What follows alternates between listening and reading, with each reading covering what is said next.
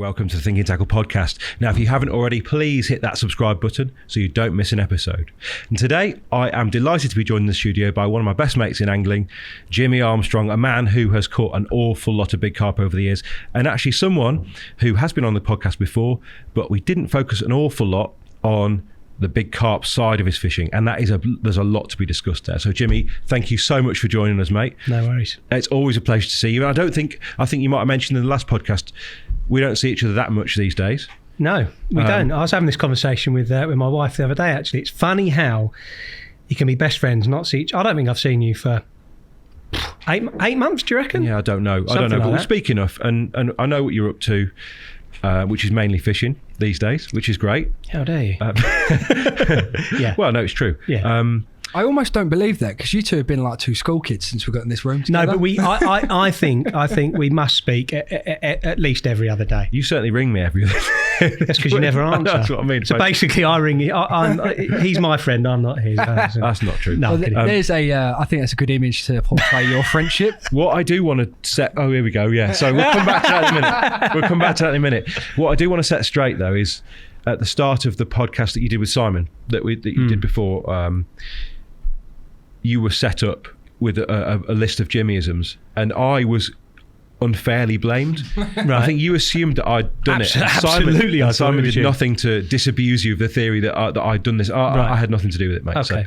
So I'll let let's you just off. get that straight. I apologise for the It accusation. was either Garth or Elliot. So, Right, I'll be on them then. Yeah, no, absolutely. But we're nothing like that this time, but we do have this rather embarrassing shot. And for those of you listening, it's from 2006, I think. Yeah, We've around been that working time. together for about a year, and we did this was our maiden trip to France. Have you been to France before at this point? No. So our first trip No. to France, and we went together. And What are you drinking there? well, I think that's probably, frankly, I don't know. It's It not looks that. like It's not that Bucks Fizz, rosé, is it? It's not the rosé The that's in that rosé looks bottle. empty, but we've clearly prioritised crisps as our main source of nutrition for this trip. Crisps and toast. Go to France and buy crisps. Yeah, I mean, yeah. I do like a French crisp. But, Lay's. there's a bit of camembert in there, but this. I mean, Toby, there were some seriously embarrassing shots in that folder. But What's with I will all find the them, don't silver? worry. Is that like you my love Mr. T days? you're a proper chav. It has to be said at this point, aren't you? Yeah. Like, where was the inspiration for the big chain and the bracelets and the ring? I mean, you've got, and probably an earring as well, but we can't see that. Yeah, there was. There was. Or There was an a eye top ring. hoop. Did you have an eye ring? No. There was a top hoop in the ear roll. Probably from the Backstreet Boys sort of days, mate. I think. Yeah, I mean, again, target reference. If anyone's remotely young, they won't have a clue what you're talking about. No, I know. But no, they were exciting times. We're not going to dwell on those. I mean, if Toby wants to surprise us with some of those shots, then fine. But we're actually. I really want to talk about your fishing, because you could be. You're so present on stuff like Instagram these days, and a lot of the stuff that you're talking about is how to. It's the kind of thing that people who are Instagram influencers would talk about, but I think that misses the point. Yeah. Okay. To a big degree, because you've caught some fabulous carp, and actually, I think one thing I do want to talk about from the word go is the way the scene has changed. We talk about it quite a lot, and I talk about it with friends quite a lot, and Yeah. I think in order to understand where you are with your big carp fishing, we need to understand your influences. Yeah. So where did you get this idea that a certain type of carp was interesting to you? Books. The probably a lot of people's favourite books. Your Terry Hearns of this world. I read his books, obviously. You probably looked at the pictures. I definitely probably couldn't read at the time. No. I obviously read some of his books. I had a huge influence, as you know, a very old school carp angler who isn't with us anymore, Ken. Do you remember Burnside Ken? Of course I do, yeah. So he was a huge influence on my angling from age of... But I don't suppose he was the one that cemented the image of what your perfect carp was. No, probably not. Probably the likes of Dave Lane, Terry Hearn, the popular guys back then that wrote in the magazines. Maybe even the likes of Nick Hillier back then were guys who I would see them catching these beautiful, dark, old, crusty old carp. And it's fair to say you have spent a lot of time chasing that image since. Absolutely, mate. And I feel like I've caught some carp of that pedigree along the way. You have, and the fascinating thing about for all of us now who come out of that era, you can't find those fish. Not easily, Rich. not easily. The world has absolutely and fundamentally changed around us, hasn't it? Yeah, it has. I mean, we often have this conversation, don't we? Where are we going to go next to catch them? There's not many around. Well, they don't exist. No, they don't. We've almost designed around us a carp world which is incredibly dense and rich with big carp, more than we could ever have dreamed. And yet somehow it's not the same. No, it's really not. I'm lucky. I've got a couple of gems still, but yeah, they're not that accessible anymore, are they? No. It's changed. How do you find a carp, like a throwback carp then? Because you have spent a lot of time looking as well, haven't you? Yeah. Well, again, but for the people that are listening, I've got lists on my phone of 50, 60, 70 lakes that I just add to over the years, and they're like my next places that I'm going to try and have a go on. Some of them will be finished by now because I've got lakes on there that go back 10 years that I put them on, but I like to keep one step ahead. The moment I hear about somewhere or see a fish that I like, it'll be in my phone. I mean, we've missed some incredible fishing, and you have on your doorstep. I kind of feel like I don't know if we're allowed to say the name, but if we can't, Toby can bleep it. But fish like the Leanies in Hyde Lane, for instance, down the road from you, and somehow you didn't. I think I was five, maybe 10 years too late for that one, mate. I don't know if you. I feel like there was still the odd one around, mate. I think we got blindsided by that a bit. Yeah, and I don't know whether I would have been at that stage to fish somewhere like that when they were around.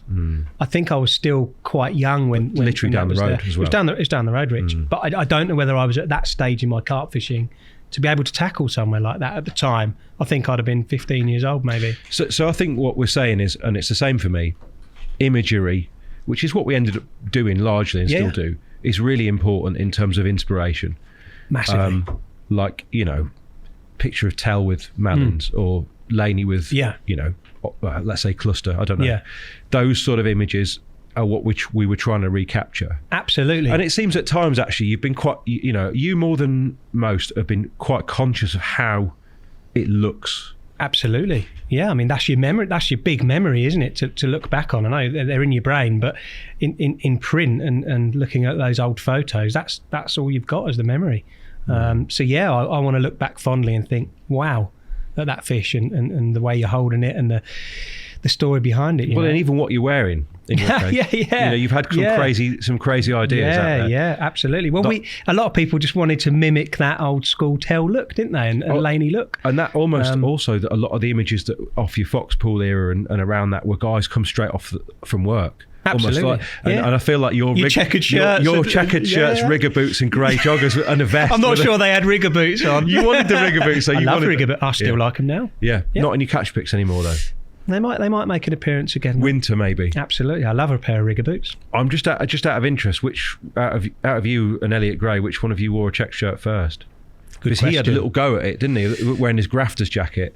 Oh no, I was before then. Yeah, but I don't think I ever wore a vest with it. But that consciousness about what your image was looked like, and it extended to what you looked like in the image as well, right? It must have done. Yeah. I mean, the likes of Bailey and Turner and that still take the mickey to this day. I used to wear baggy grey joggers, as if they weren't as just as conscious though. Absolutely. But I don't know how conscious I could have been if I was wearing baggy old grey joggers with a vest and a checkered shirt. Actually, this is a really interesting point because you in a way pushed against being just the same as people who wanted to be Tell, for instance, and you wanted your own look. Bit of a mix. Yeah, you did your own thing, which there were some disasters, don't get me wrong. Absolutely. But you did the same with your fish. Yeah. Like you've always been very keen to never tread the same path as your mates, for instance. Absolutely. You didn't want to hold the same carp. Tell me about that, about why that is. I wanted to make my own story, my own journey, mate. I would look at carp that other people had caught, your Tells and Laney's, but yeah, I wanted to take my own path, Rich. At the time, there were plenty of old carp to go at, and I'd rather choose my own path than copy others. But it's extended. It certainly extended through the period when you were fishing for single fish. Or for a target carp, if you like. I know things have changed a bit now. Yeah, we've all got access to waters now where there are multiple big carp, which isn't where we started out. No, not. Or what we aspired to start out doing anay. We just couldn't have imagined that there'd be so many big carp. No, waters that had so many, and they've all come to fruition in a mad kind of way. But it means that it's all a bit diluted, I think, for me anyway. It is. You can't fixate on that one. No, not anymore. That little family. And we're going to talk about some of the little families of carp that you have fished for. But, cool. But I want to start out which in what I think was probably your first, you might disagree and say dovecot, but what was your first serious big carp water? And that's Linford number 1, which in the area at the time was right. It was the top of the tree, wasn't it? Yeah, absolutely. Linford 1. I know we're not going to cover dovecot really, but I did spend a lot of time there. I used to get dropped off. Mum and Dad would drop me off there on a Friday afternoon after school, and I'd quite often stay there till Sunday. Didn't have a car or anything, so I was pretty much fixed to a few pegs. You could actually drive around the lake at the time. But yeah, Linford 1 was probably the proper first known water at the time. And at the time, you'd had said. The likes of like Jason Cann was a fixture there. They were an influence, Rich. I mean, at the time, maybe not so much Jason Cann, but Tim Hodges, who used to work in Linford Tackle. Well, they were a bit of a duo, weren't they? Yeah. I mean, they were a big influence. I used to go into Linford Tackle to buy me bits, and I actually remember at the time, Tim would give me like 3 pots of Orabalamas pop-ups. Do you remember them? No. Orabalages was his nickname. Well, he had tubs of pop-ups called Orabalamas. They were amazing. They were like this fruit blend, and they would catch a lot of carp. But he would give me like these freebies and bits and bobs and special tiger nuts and all that sort of stuff. And I followed their footsteps a little bit. I saw them catching from Linford. Obviously saw pictures of Tim and Jason with big fish from Linford 1. Saw pictures of the likes of Clover, Malcolm's, big originals. I think Clover might even still be going to this day. Really, really old mirror carp. And I wanted a taste of that. Painter's little picture, because they were quite. Malcolm's was a different looking fish. It had huge slabs like a dink. But Clover, and there were other grey mirrors in that lake. A lot more rounded, a bit more leathery, very, very dark, lovely round tails, real classic looking, beautiful old carp. Talk to me about what Linford, the complex, was like. To paint a picture for the people listening as to what it was like at the time. So it was a mixture. There were like 7 lakes. It wasn't like a syndicate as such. It was like a debenture scheme. I think it's still the same to this day, although some of the lakes have been sold off, some are day tickets. But back then you joined, blimey, I think it was about £3,000, something like that. But then they get a 25-year ticket out of that, I think, something like that. No, 999. Okay, yes. So you get 999 years, but you could sell the ticket on, you could rent the ticket out, blah, blah, blah. I was a kid at the time with a paper round. It's one of the other ones. Toby's just popped one up. I mean, that is the best example, I think. That was a Linford 1 strain, wasn't it? Talk to me about that fish, just for the people who can't see it. Yeah, what a wonderful, wonderful old carp. I think that went. I can't remember, Rich, but it looks 36, doesn't it? 37s maybe. I can't remember. Yeah. But it was around that. But at the time, I was struggling on Linford 1 to begin with. I was a novice, to big carp angling. It was very, very weedy, like super weedy. And that was actually caught chucking a method feeder into the weed. So a bit like solid bag fishing, burying everything inside a method feeder and launching it into the thick weed beds. And I got bites doing that. I remember distinctly you coming in after that weekend's fishing. With it, yeah.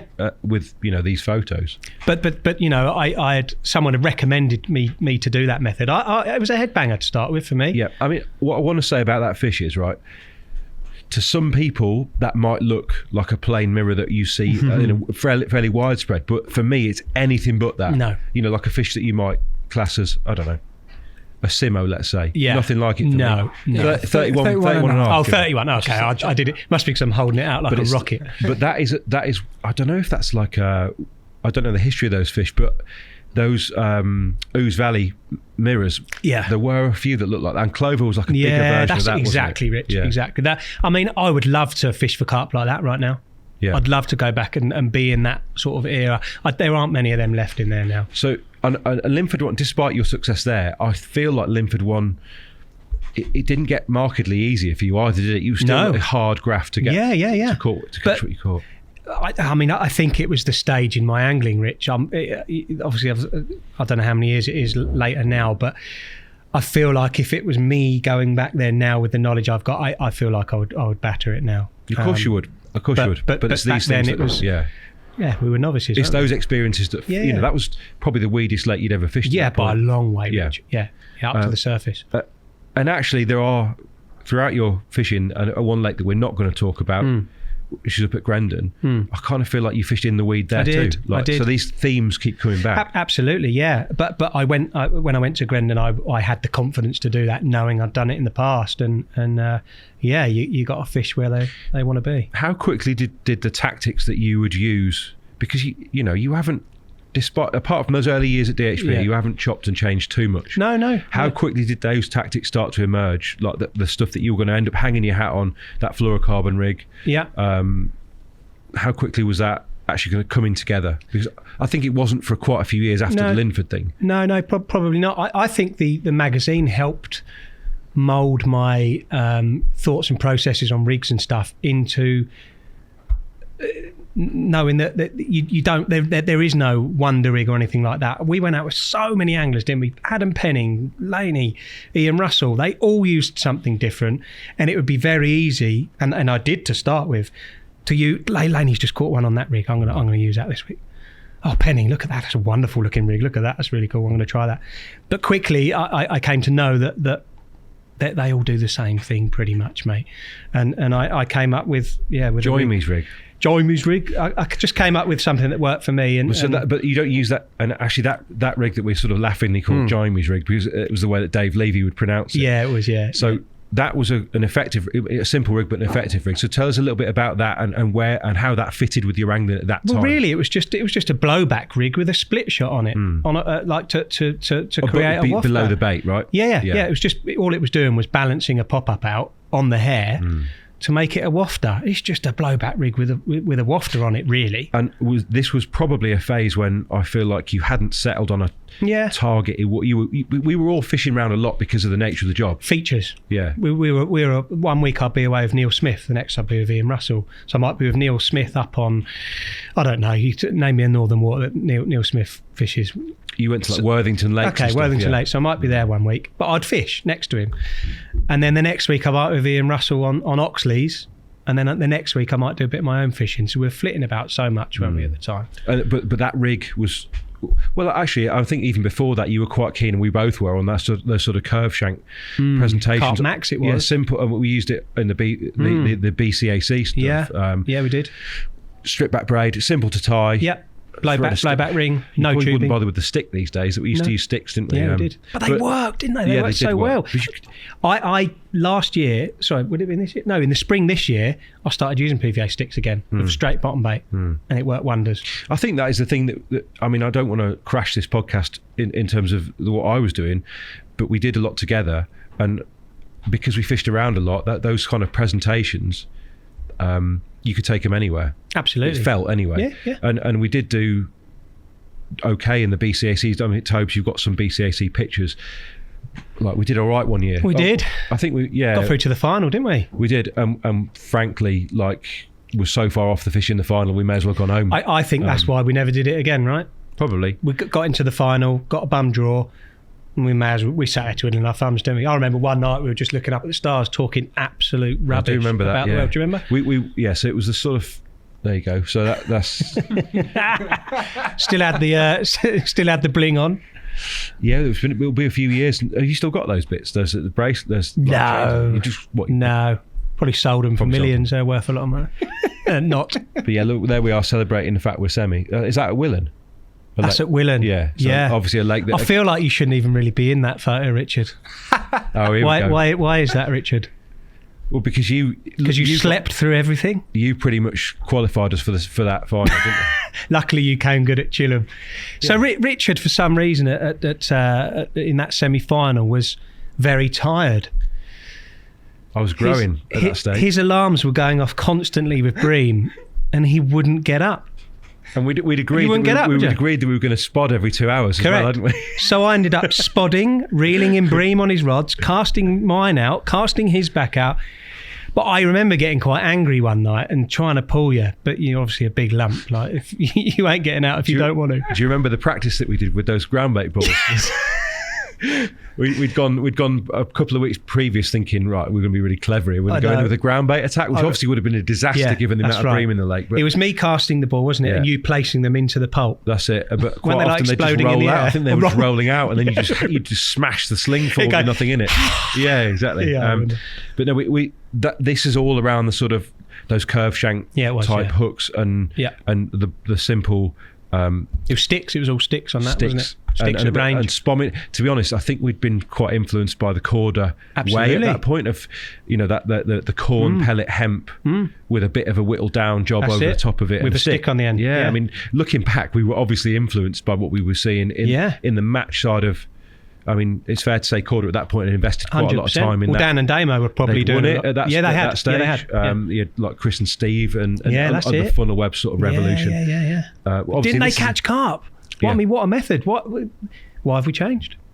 Like they would catch now, wouldn't they? Well, I think we've changed. I mean, you ended up with 2 rigs. And I don't want to get sidetracked by rigs too much, but you had your fluorocarbon rig and you had a hinge. From my memory, they were the 2 things that you've got. And we'll talk maybe a bit about hook sharpening and stuff because it bears. Yeah, that was a big thing. Bears talking about the fact that you were probably like I feel like I was very early in it. Obviously, it came from Jason. Absolutely. Who was a big influence at the time. Where's that one from? Okay, so that's that was in a qualifier, wasn't it? Yeah, I think we qualified at Chilham. We came second, didn't we? Well, I think. Do you remember that? I think on paper we came second, but actually we probably came third. But the guys who come second were really angry with us. It didn't matter because top 3 was qualification. Why were they angry with you? Because they felt they'd come second. Yeah. And they felt they knew they'd come second, and I think we thought we'd come third. Yeah. But the official results were like we'd come second.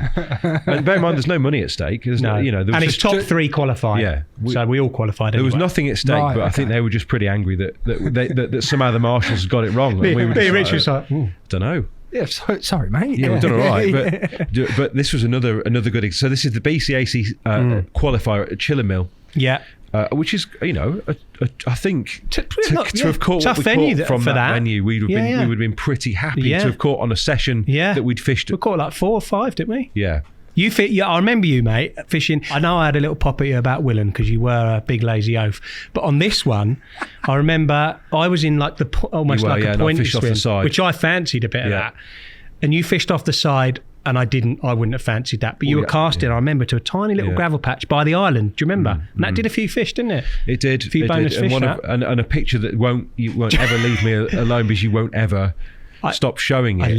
It's in this folder, Toby, somewhere where we had some like some roadies, some groupies with us. Amazing. Toby, just give me 2 seconds. I've already seen it. It's dreadfully exposed. Amazing, though. No, because it was a quick snap. I didn't want it to... they were all posing for it, actually. But somehow, obviously, there you go. Look at this. I'm not sure if that's the same. It is the same carp. Amazing, mate. So these guys, I say guys, girls, came and they didn't speak a word of English. They just came and sat in Richard's swim by his bite alarms and had a picnic during the BCAC qualifier. Yeah. Big blanket down on the floor, just sat down and started having a picnic. Yeah. No, we laughed. We loved it. It was brilliant, wasn't it? How long did they stay for? An hour or so. An hour? Mate, that's long enough. But in the whole swim, like just by Richard's alarms. Clearly, I had a bite during that. You did? Their picnic, but and they were probably fascinated. But there you go. Amazing. I love that. I love that picture, mate. Can we? We're going to divert back to Linford because I want to finish that bit before we get entirely sidetracked by the BCAC, which ultimately we didn't win. So, no.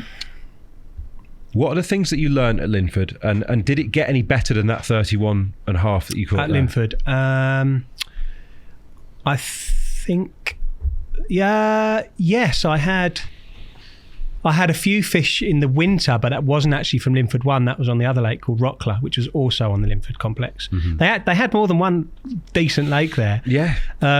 Rockler, I had a couple of the big ones out of Rockler. Again, they would have been low to mid 30s at the time. There was always a bit of mystery around like Black Horse and Red House and that were... Well, the big one was Arboretum. Right. Not in terms of size, but that was like the big mystery lake. Do you know what, mate? I wish I could go back again and go and fish Arboretum. That had a hatful of mid 30s in it, but they were old Linford fish. And I think it's been filled in now. But it was like this small little pond, maybe like Ashley Pool type pond.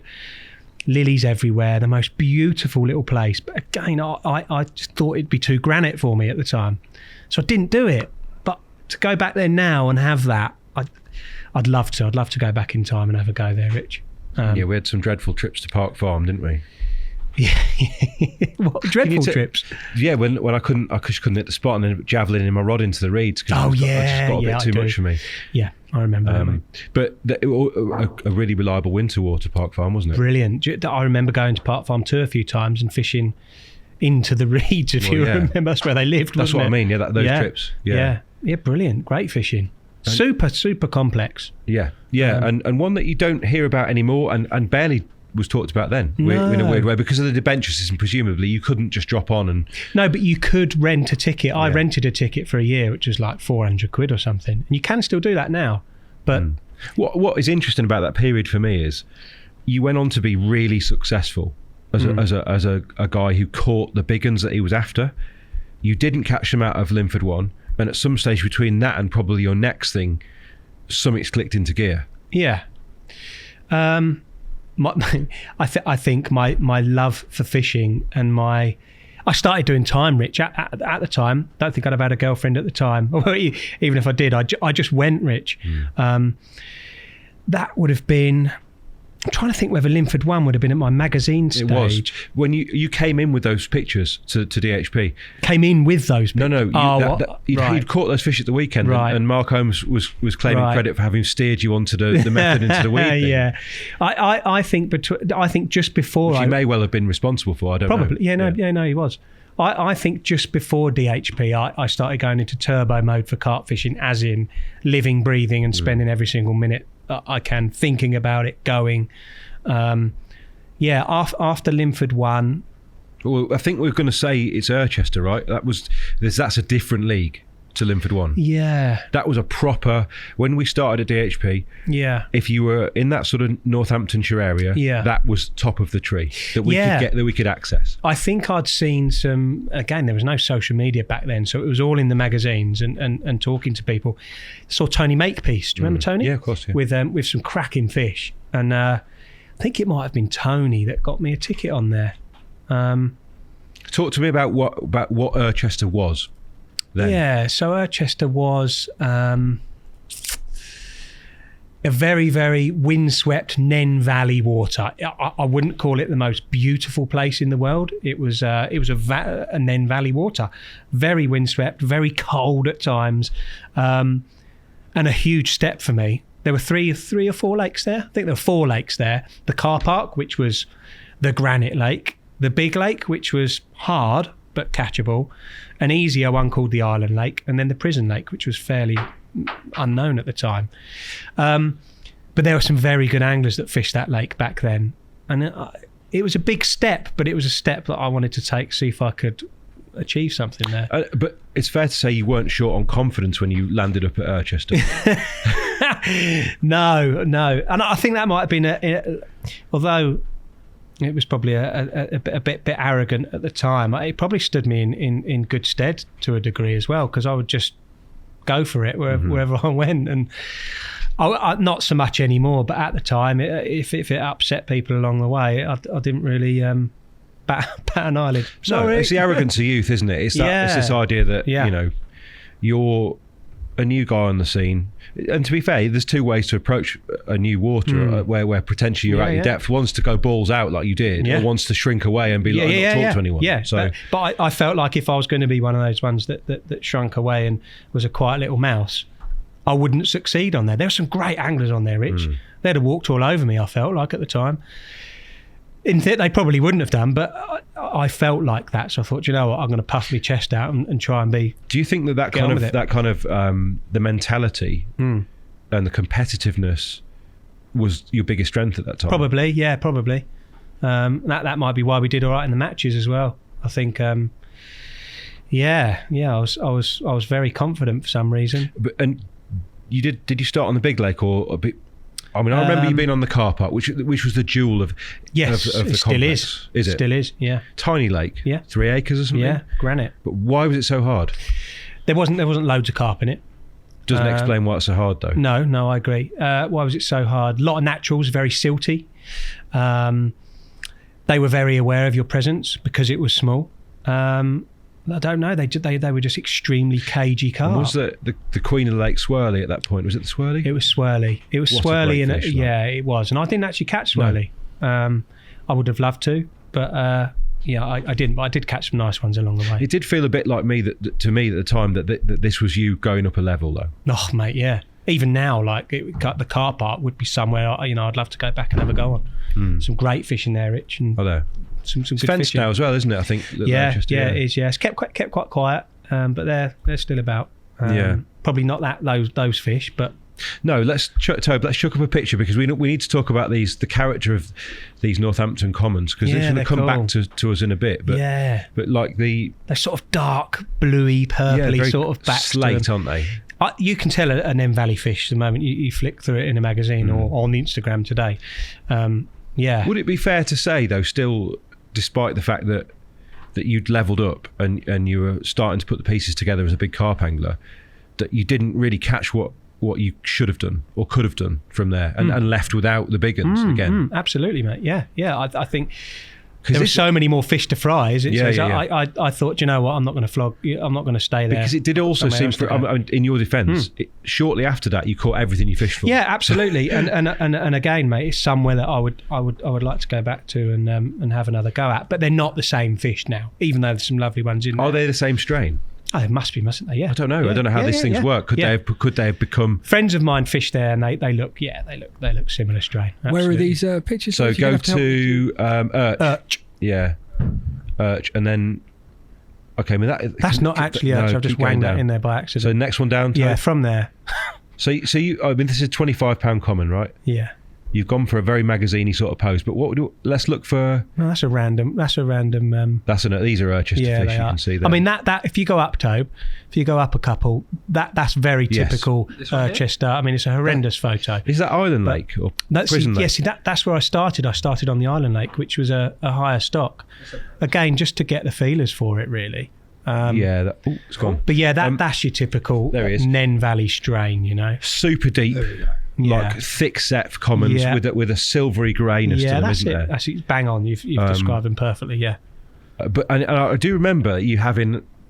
I think it was almost at the end of your time on Urchester, and I don't want to skip over this because I want to dig back into what you did on there. Yeah. But at the end of your time there, you were in a bit of a race to catch the big one out the Prison Lake. I feel like the Prison Lake had done a big one at that stage. Yeah, it had. Yeah, but I didn't actually do that much time on the Prison, mate. No. My time was mainly on the big lake and I think probably by the end of that, the otters were starting to become probably an issue. Yeah. I know it's not anymore. No. But on Urchester, you did some. You know, I feel like you did quite a lot of margin work. Yeah, I did a lot of margin because the car park was small. You could see a lot of the spots. Did a lot of wading, a lot of pre-baiting. That's what culminated in that sort of upper 30. Let's find this picture, Toad. There's a mega fish that we want to just describe and see, which is we want to see one of these car park lake fish, which were just. Where would we look, Jimmie? Down the bottom, 36.6. Yeah, that 36, one. Go right the way to that folder at the bottom, Toad. 36. Yeah. Keep going. That one, right? Christ, look at that. Yeah, so he's cool. I mean, the pictures. I did not do those pictures. No, they're horrendous, and they were probably taken on. One of those Tobes. That's 790. Yeah, that one. That would have been taken on like a. I don't know, like a power shot. Do you remember the power shot A6s or something? Look how round its tail is, though. No, they just describe that fish for people that can't see it, mate. They're just absolutely incredible. Sort of nice little sloping head, really, really rounded tail and fins. Sort of that dark, bluey, purpley sort of back. Big fins. You feel like that's a male, fins, don't you? Huge pecs. Look at them. It might not size be, of them, who knows? Compared to my hand. Then we classic old ProLogic waders. Everyone had them, didn't Best they? waders on the planet, weren't they? I saw someone in them the other day. I think it was Ian Russell, and Classic. I thought they're not the same, but you can now get like them. That like sort of scrunchy material. I mean, they lasted about 5 minutes, but they were amazing while they lasted. Yeah, we went through loads of them.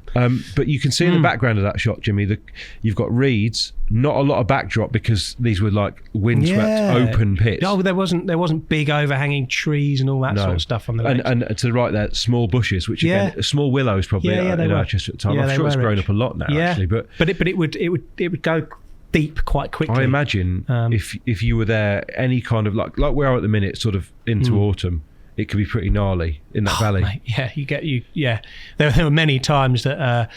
I woke up to me bivvy blown in the bush, It was probably a brolly as well. It was probably actually absolutely a brolly at that stage. Yeah, it was that or like a Fox Evo. Do you remember the old Evos? Of course, we all liked them, didn't we, back then? And Yeah, they were good times, Rich. I remember catching one of the carp there. I'd climbed up a tree, and like I said, it was deep margins, very weedy.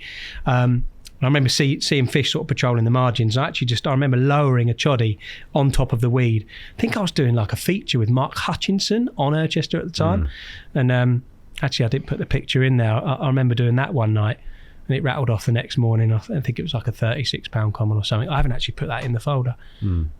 That was we'll pop that up for those of you on YouTube. That was a nice carp, yeah. Yeah, mega. But why do you think that you never ticked any of the boxes with the big ones there? Because I think we've established at that point that you are very driven and very ambitious. Yeah. I mean, it was a tough lake, Rich. You'd go 5, 6, 7, 8 nights without catching anything, and I was only because we were working for DHP. I was quite often getting there at night, 7, 8 at night, and leaving at back then like 6 in the morning. We'd have to pack up for them sometimes. So I think a lack of time. I didn't really do any daytime fishing. It was all nighttime fishing.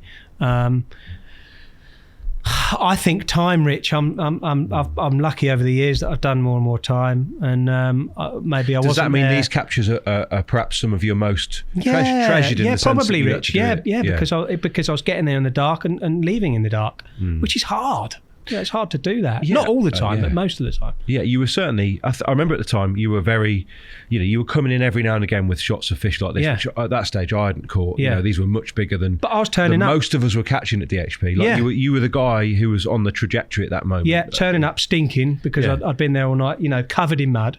And the poor old girl designers up there probably thought, right. Well, actually, and I think you were always quite robust about this idea that you turn up and people would be, fishing again, mate. You'd be like, yeah, because I love it. Absolutely. Absolutely. Yeah. And I wasn't turning up late to work or anything like that. I was leaving work, going to Urchester, coming back. I was packing up. I think before we leave that... Sorry, Tobe. No, it's all right, mate. But before we leave that period, we need to talk... it must have been around then that you caught your first 40-pounder, and that was whilst doing a feature with Ian McMillan. Yeah, God blimey, yeah. Someone who's no longer with us, but it must still be like very amazing, easy to remember that trip. Oh yeah, talk us through absolutely. It. Talk us through that trip. So that was me doing a guestie with Ian, but not a guestie. This was a guestie because I was shooting a feature with Ian, and we were lucky, weren't we? We could fish whilst we were doing features if it was long enough session. So this was like a 48-hour session with Ian. I remember getting there. We're talking Wellington Country Park. We're talking Wellington Country Park. We got there with Ian. He was set up on the swings. Boathouse Point. Yeah. He was on the point. He'd seen some fish there. He was already fishing. I turned up, naturally just fished by the side of him because we were there to do work. Within a few hours, they started going in front of me off the side of you were fishing towards that island. Towards the island. Yeah. But I was actually fishing. They were showing in open water. Yeah. Over weed. But I'd caught fish out of weed from Linford. Yeah. So I wasn't scared of it. I thought, do you know what? I'm just going to fish in it. I'm going to fish over a scattered of scopex squid at the time. Yeah. Big 18 millers.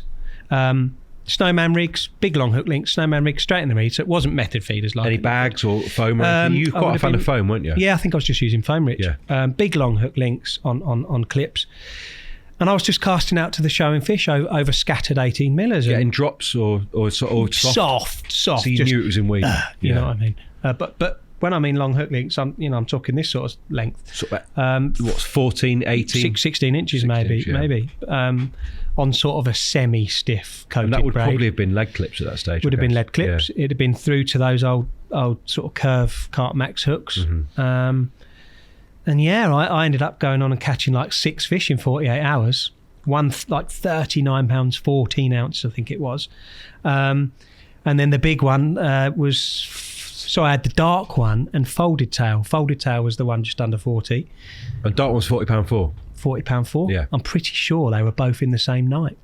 Have you got? Let's have a look at those, Toby. Which was crazy. That was the dark one. Oh shit! Yeah. Sorry, looks like I'm wearing lipstick. That was the dark one. I mean, what an incredible cut back then. I mean, even now, like £40. I think at that stage we were probably all a bit blown away by that. Blown away. Because your mates didn't catch £40 really. It didn't happen, did it? And folded tail. Was that autumn? Was that spring? Spring, isn't it? Early spring. Look at the leaves. There's the odd little really fresh green maybe bit. like April time. I think March, April. Was it March, April time? Yeah.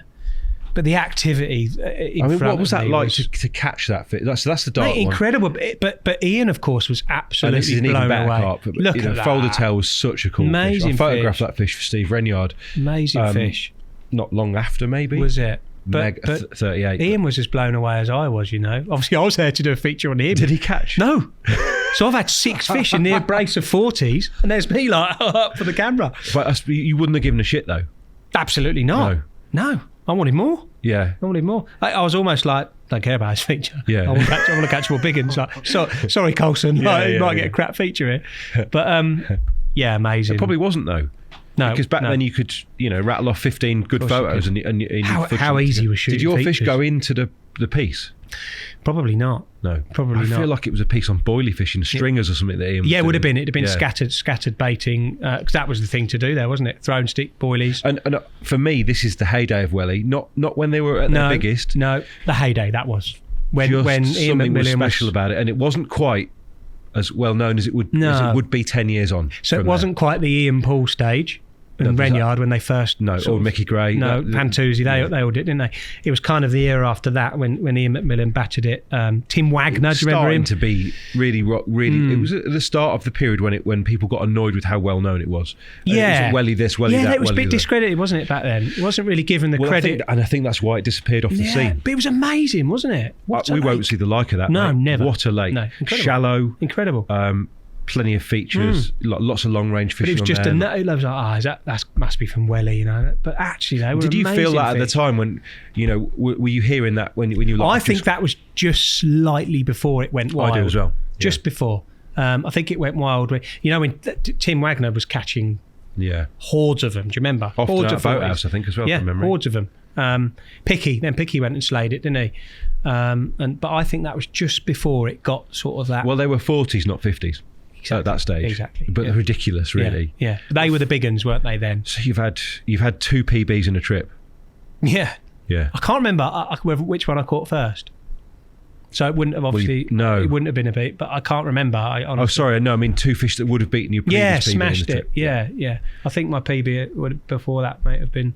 I don't know whether it would have been Linford or Irchester. I can't remember. Probably Irchester. Yeah, 36 out of it. I mean, what a great fish. And then.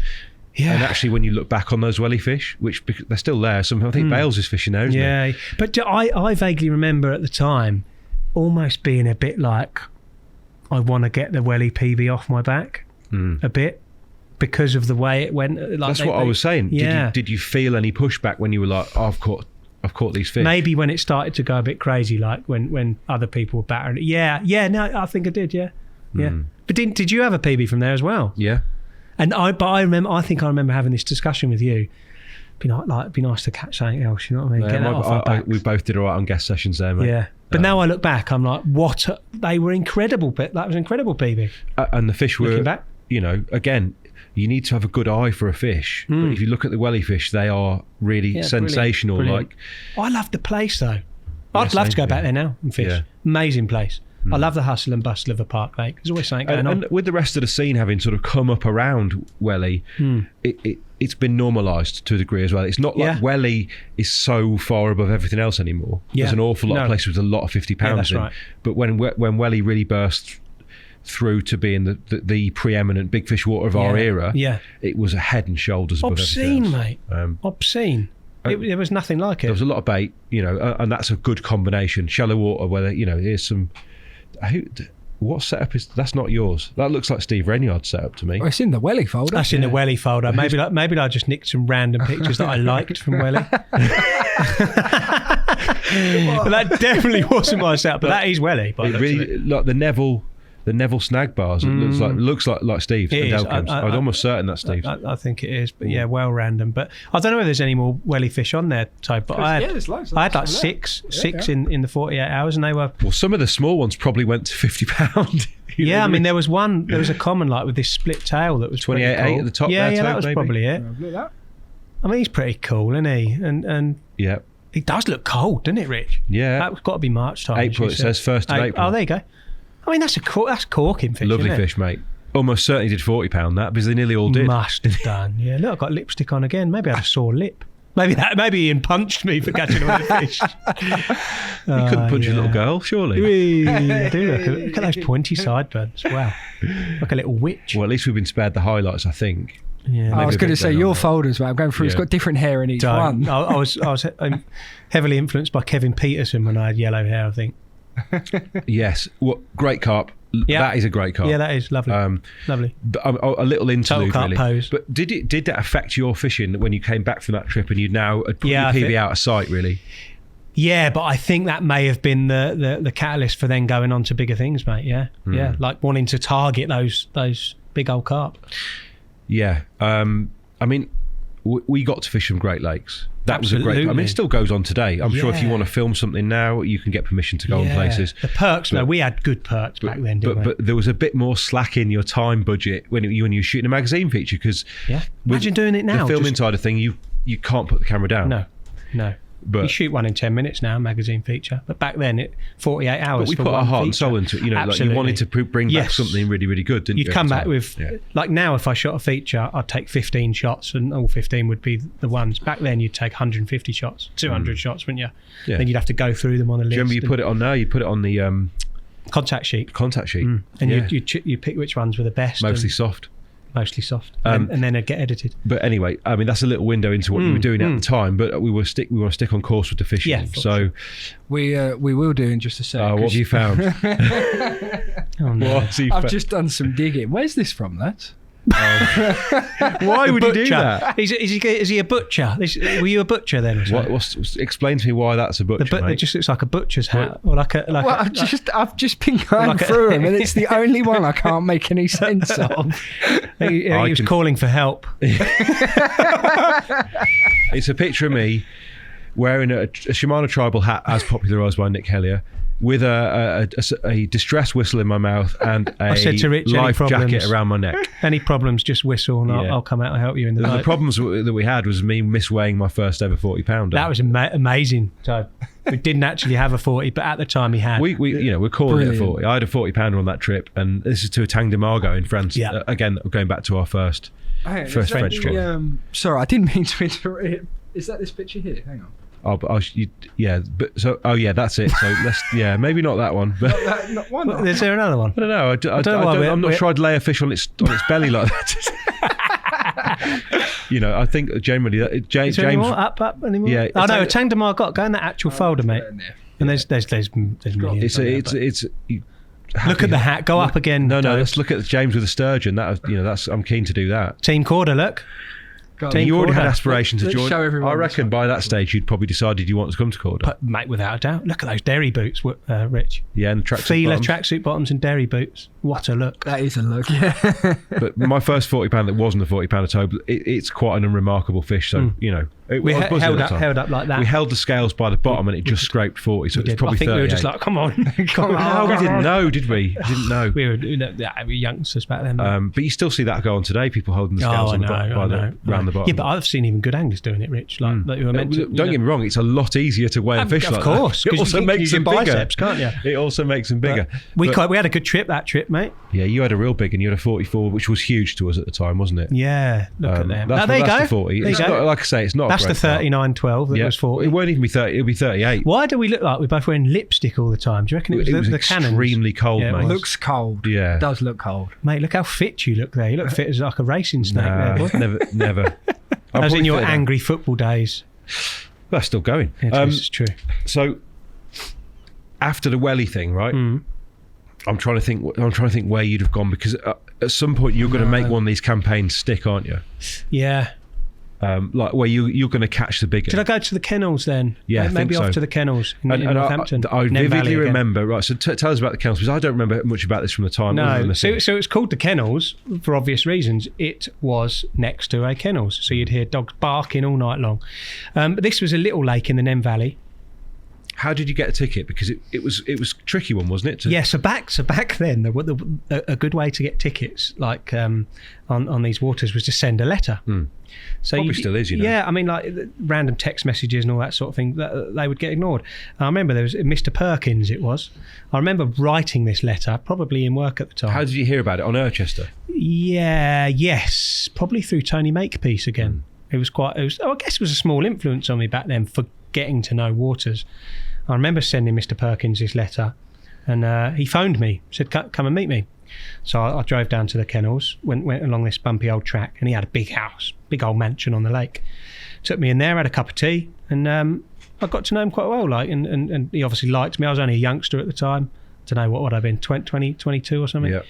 And I got a ticket on the lake, a couple of £100. Small lake, but deep. It was like 5 acres, but went down to like 25 foot Really? deep. Yeah, it was class. A couple of big fish in there. One was called Stumpy, which is a beautiful old common, and the other one was a big leather. Now I look back now, I think that leather might have been a bit of a rumman. I don't think that was an English fish, but back then I had no idea. Anyway, I went on to catch obviously Stumpy. Pretty quickly, wasn't it? 6 months maybe? I don't remember it being that long. I remember being that. I remember having. This was the first time I think that I just genuinely felt like I'm a bit jealous of that. Like you've had a real big in there, and you're like pulling away onto a trajectory that was going to carry on going. You know? PVA stick. Was it? A couple of bits of plastic corn on the end on a blowback rig. Why did you do it like that? Good question. We were using that a lot, weren't we? Yeah, we were. I think just because it's just something that works everywhere. Like it was just my go-to. Plastic corn is a departure. I was feeding a lot of corn. Other people on there I know were using boilies and everything, and I think I just fancied being a bit different, Rich. I started feeding a lot of corn in the edge. This was literally lowered onto the shelf. Was it? Because it was deep. It went off. There was sort of a bit of a ledge, and then it would go down into the depths. And I think it was. I don't know if it was like late spring, but the fish were getting up on the shelf. So this was literally lowering it off the tip, feeling the donk on the shelf and leaving it there. And I remember calling my old man in the morning. He did the photographs, hence them not being amazing. But it was nice that he came down Must to do have it been the biggest before carp work. he'd ever seen like that. Oh, it was a giant for him. And he was 39. 39, 4 or 6 or something. And he was delighted, mate. Yeah, he came down before work because he used to work in Northampton. So he stopped en route to work. And... I remember then. Forgive me, is it? That's it, yeah. Yeah, that one. Look at it. What a wicked fish. Look how tiny its tail is. I mean, that's the Great carp. It is a great. The fish with the thin tail wrist like that. I know of a few. The Dorchester fish were very similar, but they're so rare to see. Bless it. What a carp. And not like again, typical of the Nem Valley, not like the most beautiful lake in the world. Quite plain, really. Was it? The lake, but the characters in it were just awesome. You've got a daffodil in the background, so it must have been spring again. Yeah. Is that 06, Toby? Can we see it? Can we see on the? For you? Yeah, amazing. What a carp. Oh, I love that. Set the correct dates on his camera. I think this. Yeah, maybe not, but it was around. He's a scarred up common for those people with a really interesting thin tail. So great 07, fish. March 07. 07. All right. 07. Yeah, and I caught a few in the winter there as well. There used to be like this little fishing hut on the lake. Yeah. And I would not bivvy up in there. I'd stick my bed chair in there. Had a kettle and everything, and have me rods out the front. Lovely bit of fishing, really. And not a lake that I've heard of before or since. No, they're still there, and I think it's got some ones that have grown on now. I don't think I'll ever go back there, but I've been offered some guest sessions for a bit of nostalgia, maybe. Yeah, but yeah, I don't know what it's like now. It might be beautiful now. It might have really grown up. This is different because you went there and quite quickly knocked out the big one. That was there as well. That wasn't a small fish. No, that's a 30, you know, 29 or something. 29, 10. I think. Look at his little peck. I know. Great Ancient fish, little Rich. stumpy Look peck. at him. His little face. That was a fish that you would describe as being wise, Jimmie, isn't it? Wise old fish. Yeah. Wise looking fish. I mean, we're not going to talk about Wherry, but special carp then, mate. They're just not around, are they? Not loads of them around anymore. Not that classic Nem Valley fish. No. Like you say, we caught the very end of all of these little groups of brilliant, mate. Love it. I've got to have a look through all these again one day. Amazing. Well, maybe you'll do a book or something. No. I can't write. No, I can't. But there must have been more to... I want to know a little bit more about the kennels, because there has to be more than you've just let on in terms of how you caught that fish. What? You just said you were baiting in the edge, and why were you choosing to do it where you were choosing to do it, for instance? It was the quiet end of the lake. It was the opposite end of the hut. People were lazy on there, mate. Everyone wanted to fish in the hut. The standard of angling wasn't amazing on there, mate. Like I said, all the pressure was up that end because it was by the car park as well. And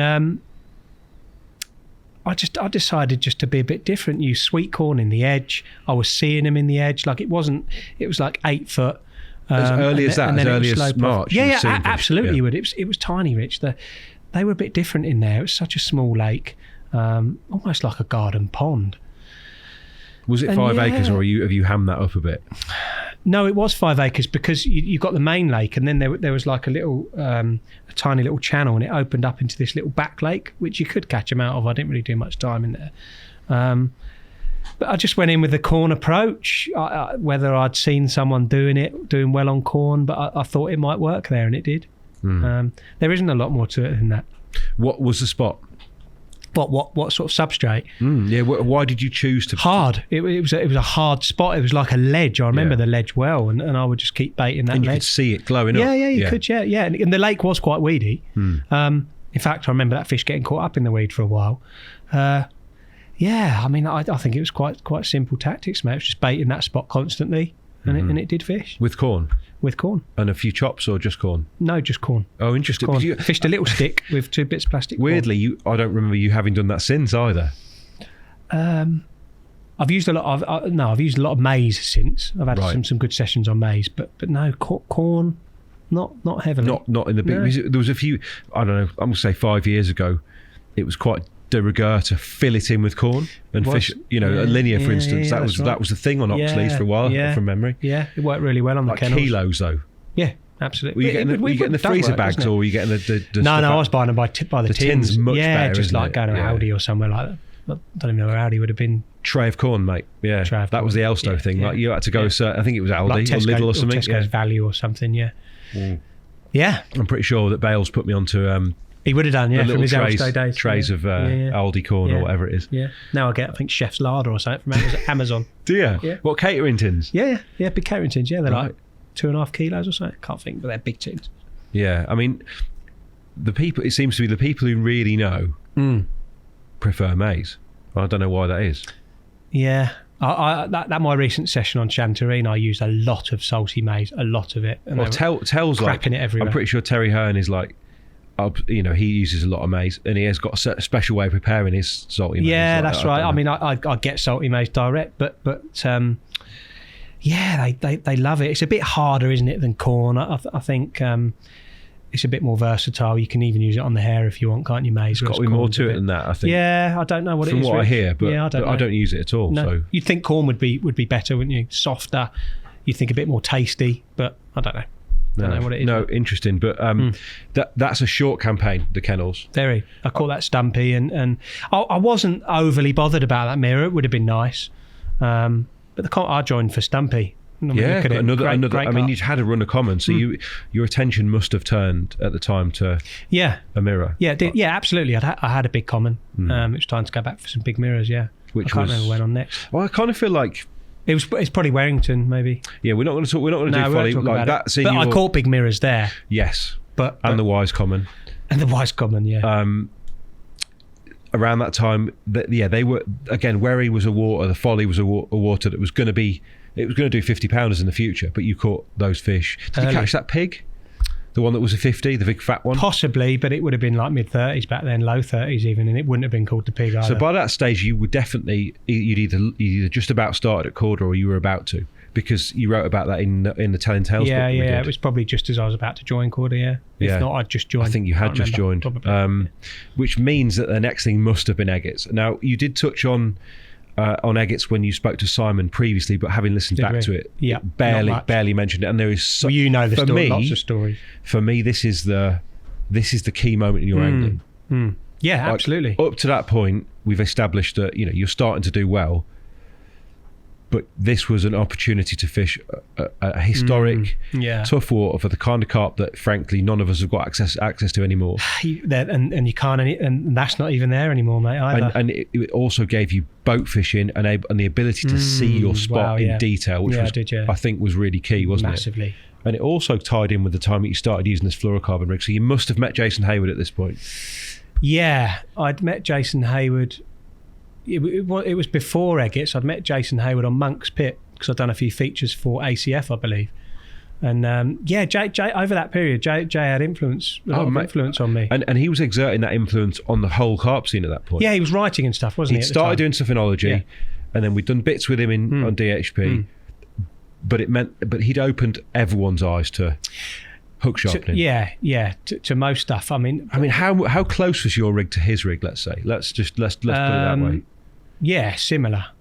Not the same, but I was on Drennan Conti's at the time because they were the best hook to sharpen up. Because he told you this, rock hard right? metal. Yeah, absolutely. Yeah. But I'd seen it with my own eyes. Jay was good to me. He opened up to me a bit. I know he'd always have his own secrets, but I almost felt like he thought I was such a naive young man at the time that I was no threat to him on any of these lakes, you know. Yeah. But I almost followed him a little bit for a few years onto Eggett's.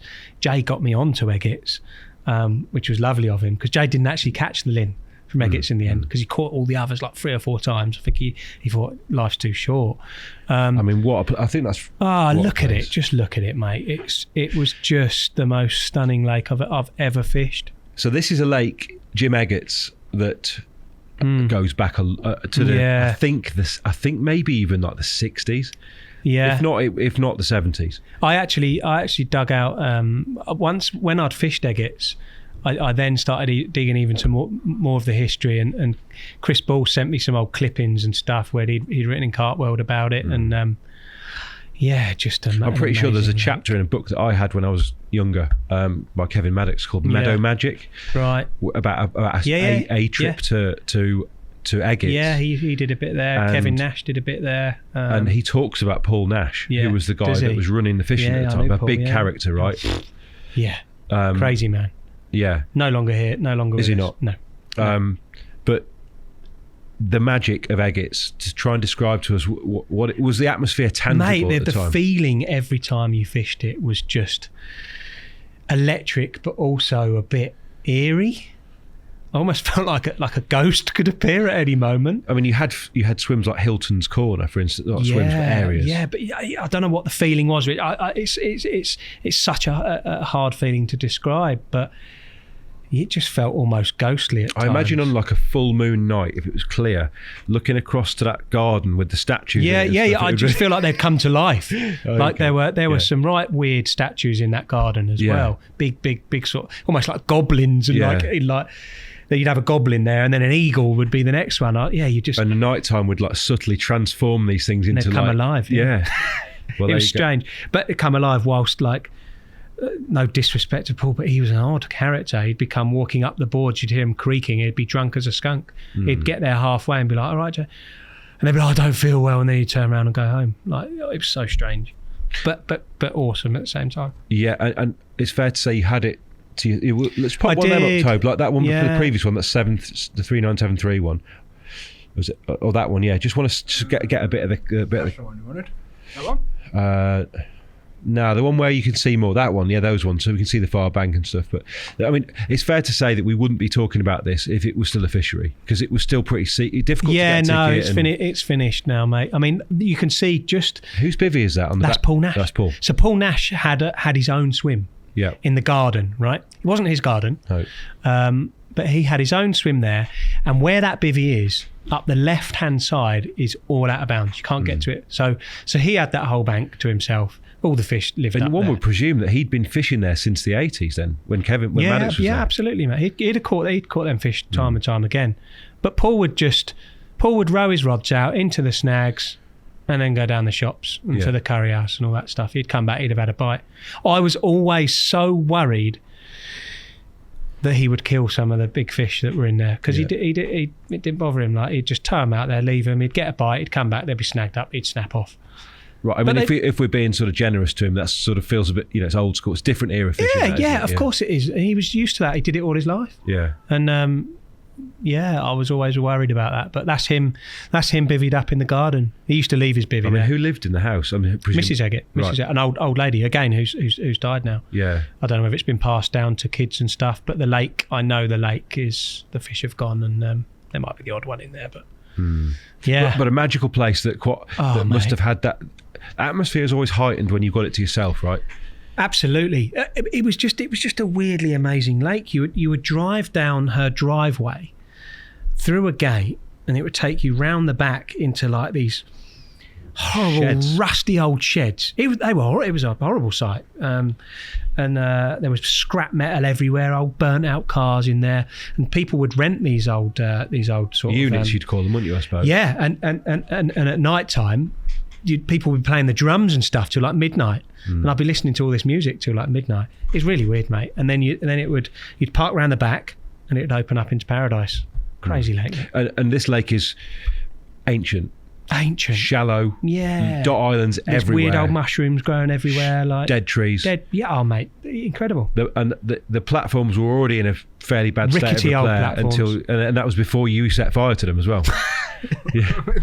Beg pardon? What? The best swim on the lake was either the climbing tree or off these platforms, because not that he would allow you to, but I did. Obviously, you'd fish round the corner into the outer bounds where Paul fished. Yeah, they lived there, mate. If you didn't fish round there, you were not catching anywhere near as many. Okay. So I would always fish off that platform, and I pretty much had the lake to myself for best part of a year and a half, really. No one could get on there, but Jay got me on there. I think there was only 12 members maybe at the time. And yeah, I was fishing on those platforms one night, decided to have a barbecue on them. Didn't put any stones underneath, didn't think about it. Tinfoil straight on there. Tinfoil straight on the boards. Anyway, I've gone back to the car, I've forgotten me boilies or something. Next thing, I've walked back off. The barbecue had gone through the platform into the next level of the platform. Yeah. And it was on fire. So I've jumped into the lake, got buckets, and I'm just throwing it onto the platform. Yeah, and there's a big hole in the middle of the platform, and I don't know whether people know that was me to this day, but they do now. 6 months later, they'd built a new platform. Really? Yeah. What on earth? How was there not an inquest as to why there was suddenly a hole in the middle of the platform? Because there just wasn't many people on there. They didn't visit the lake. No, they didn't visit the lake. And but talk to me about the fish, because I wouldn't say you had it at its peak, because actually all of the fish did get quite a lot bigger in the end, didn't they? But you probably had it at its peak in terms of the experience that Absolutely, you had. Mate. I was on there relatively early. Friend of mine, Bailey Wah, he caught that fish before I did. And I guess that and Jay's influence, like seeing the fish that he had caught, was why I wanted to go there. Beautiful old leanies, or of the leanie generation. Whether that was so tough to say, but you don't know. For me, but it was definitely fish like that split tail were. Yeah. I mean, I'd love to show a picture of split tail, Tobes, if you can find it. But I just there might be one on there, Tobe, like £36. It might have been marked the best up as carp, I think. peck. Or split peck, was it? Split peck, I believe it was called. Yeah. Just for me, right up there with any fish you caught out of that lake. I had quite a lot of those fish spawned out. Like split peck was normally like really was. I know people say weight irrelevant. It really was weight irrelevant for those carp. But I had them. That fish has actually gone like upper 40s now. But at the time, I had it at like 36 spawned out. I think I had hole in the dorsal spawned out. Would this be out of Agates? Sorry. Yeah. Yes, in the Agates folder. Yeah. Tell me about the fish in there, because it was a lot of hinges, wasn't it? A lot of hinges. Hinges on hard stuff, though. Yeah, it was. Yeah, that's what I remember. So. But I would be burying everything with the oar of the boat, including the hook length. So you'd almost be fishing just sort of 2-inch hook lengths most of the time. Yeah. Because you could see everything. There you go. I mean, that was an old look. Just look at them, mate. So that's basically like a miniature version of the big linear, isn't it? Yeah, it was. Yeah.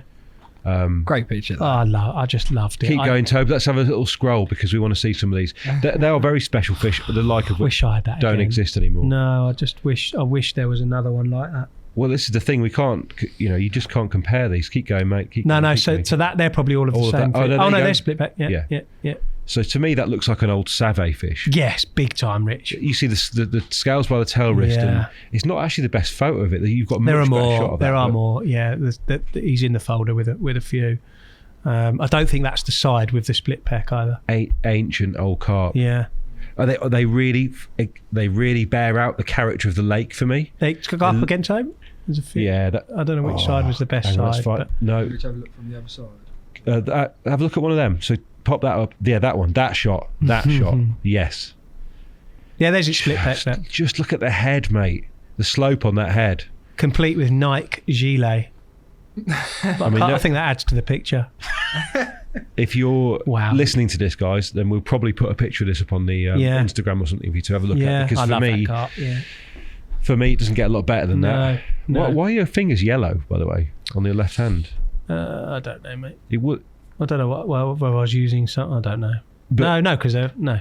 Not at that stage. Just circulation cut off. I don't know. But so these fish were caught. In the end, you caught quite a lot of them in the same fashion, didn't you? Talk me through how you got to that point. Through learning through the boat, mate. It was all boat work on there.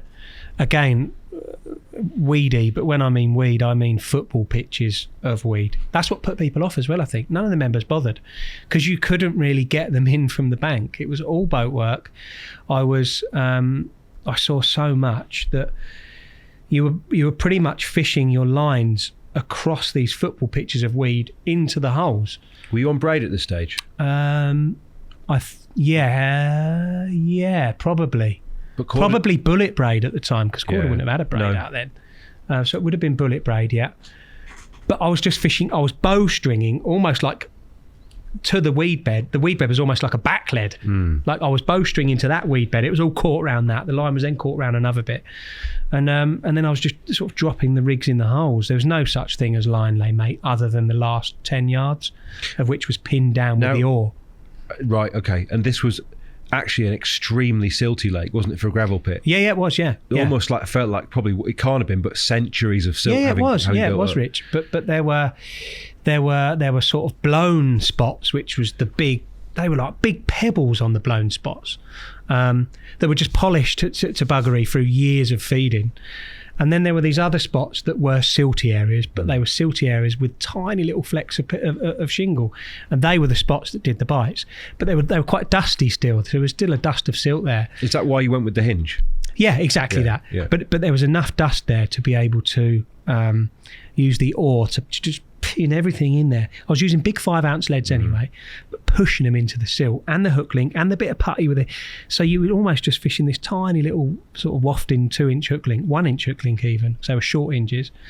And that's all they saw was pretty much the hook bait and the offerings around it. Memory.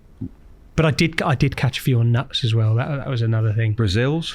That wasn't the Brazil stage. That came later. These were on black tigers. I'd found that they were leaving the golden tigers, which is so odd.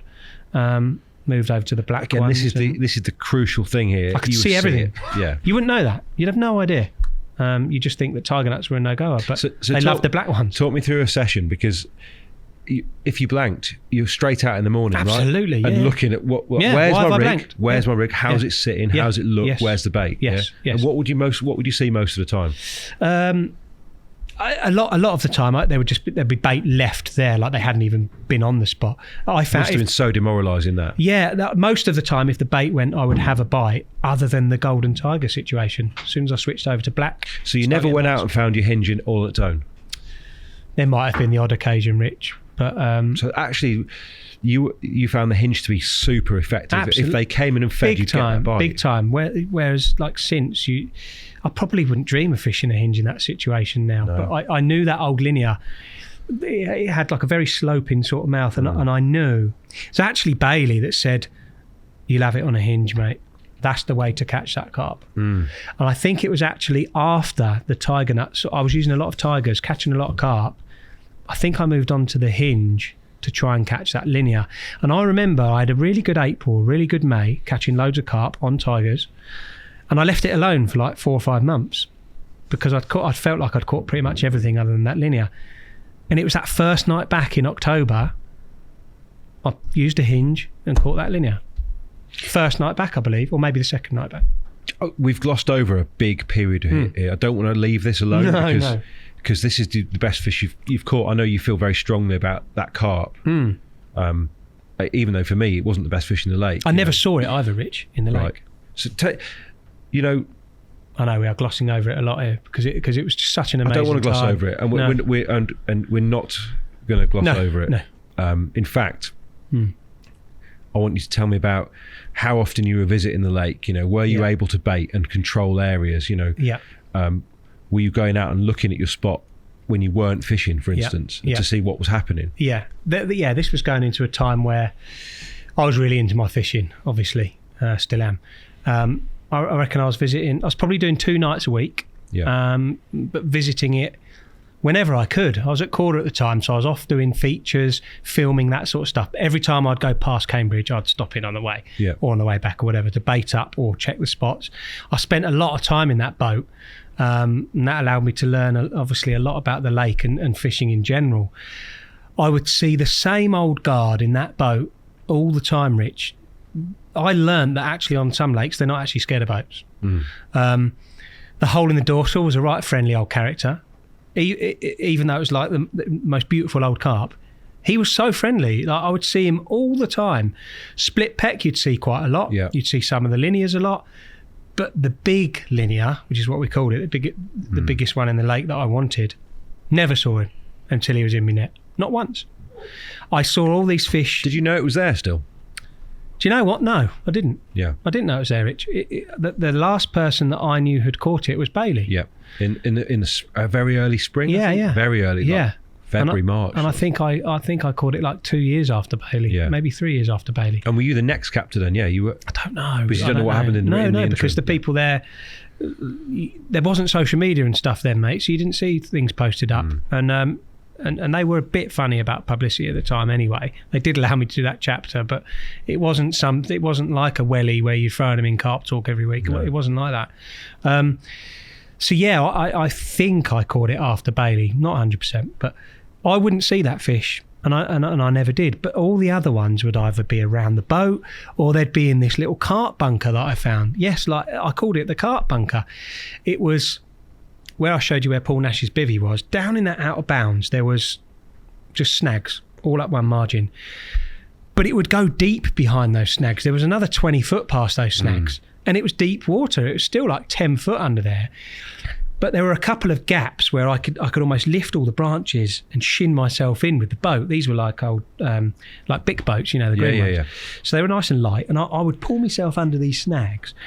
And behind one of them was almost like this little swimming pool, like dug out. Amazing sight it was. I'm sure you took I've got a pictures picture on your of phone. it. It's probably in that Eggett's folder. Yeah. So there was almost like this big bunker where the carp just sat. And I mean, they just sat there. And I would quite often go in there and I'd see hole in the dorsal, split peck, the moon common, like some of the other... The A-team. The A-team. And they'd be sitting there. They'd just be sitting there. Tails would just be wafting. They'd be tight to the bottom, sifting through the bottom. And I could feed them there as well, you know. I'd flick boilies on their heads, Rich. They'd just be like, lovely. They just felt safe there. You know, they were never caught in that. I feel like you discovered that fish like the moon common, for instance, that they were there and as big as they were by seeing them in these areas. They weren't fish that you'd necessarily see. I feel like at some stage I was there to join for the linear, wasn't I? You were surprised by what was there. Yeah, I was. Yeah, there were more backup fish than I thought. Yeah, and the moon common was a mega fish. Oh, awesome, big silvery deep thing. Yeah, we've got to pop a picture of that, mate. It's such an impressive carp. But again, another ancient fish. Yeah. Like, it was called a couple of names. Even if they weren't ancient, some of them, they looked it. Oh, mate. They probably were. It strikes me as the sort of water that would rarely have been stopped. They were all crusty things, mate. Or they seemed it anyway. So bring us to this part of the campaign when, you know, you're in the swing of it. Yeah. And you're about to catch the linear, you're about to draw a line. But you stayed on, didn't you, I think, anyway, but we'll come to that. No, I caught the Lynn. That was my last. I walked out and waved the lake. I feel goodbye. like you went back. That's. I might have gone back to get some pictures for my chapter. Right. But I definitely didn't go back and fish for anything. So how did you catch it then, the big one? Because was it just by sticking to what you was doing so well for you? No, it wasn't. No, I struggled to begin with. The moment I started being, I say naughty, it wasn't really naughty because Paul didn't have a clue. So yeah, it was naughty. I was fishing sort of round the corner a little bit, sort of towards the right to the end of the old jetty, towards the out of bounds. They lived there, mate. Like I had to fish there to do as well as I did. But I was getting into the swing of things, getting a lot of bites. They were coming at like 8 a.m, just before I was about to leave. Like those rods had to stay in. I couldn't get up off my bed chair, almost until I'd had a bite, because I felt like the noise and everything was going to disturb them. And it was almost on cue, like every morning, like 8 o'clock. Must have been savage bites. Oh, mate, yeah, just On braid, the right hand rod would tight. just carve round, but it'd go and stop. Because of weed. Oh, mate, Yeah. it was a football pitch, Rich. And is that why you felt able to take the risk about fishing up towards the out of bounds? Because immediately they just weed 100%. themselves. They just weed Yeah. themselves straight up, and you would get yourself out in the boat. Sometimes they'd just pop up. Other times they'd have gone sort of under and then to the next weed bed. You'd be pulling weed a bit and you'd hand line them. You'd never get them in from the bank. It was all boat work, and I think that's what put people off. But yeah, I got into the swing of it. I was catching quite a lot of carp. I don't know how many I had out at the end. In the end, Bear in mind, we're talking at less than 40 fish in the lake in total. Yeah, I think I'd probably had 20 fish, maybe 25 fish, but a lot of the big uns, other than the linear, which I joined for. So in the end, I was catching, and I started getting repeats. If you remember, there was the run over Simo, we called it. I had him like 3 times, but he had these big warts on his tail, like real weird looking thing. Now I'm thinking of the names now. Alan Taylor's fish. Do you remember him? Yeah, the Alan Taylor cool fish. fish. Yeah. I had him like 2 or 3 times, holding the dorsal. I had twice. So I started getting repeats. I thought, do you know what? Like, how long am I going to hang this out for this lid? I really want it, but life's too short. Like, I've got other fish to fry. Am I going to do the same as Jace and think it's time to go now? And I kind of did, like in May time. I thought, I'm going to have a break. I'm going to go elsewhere. Might have been flitting with Grendon at the time. I had a little bit of a break, and then in October, something told me. I just said, I've got to go and catch that linear.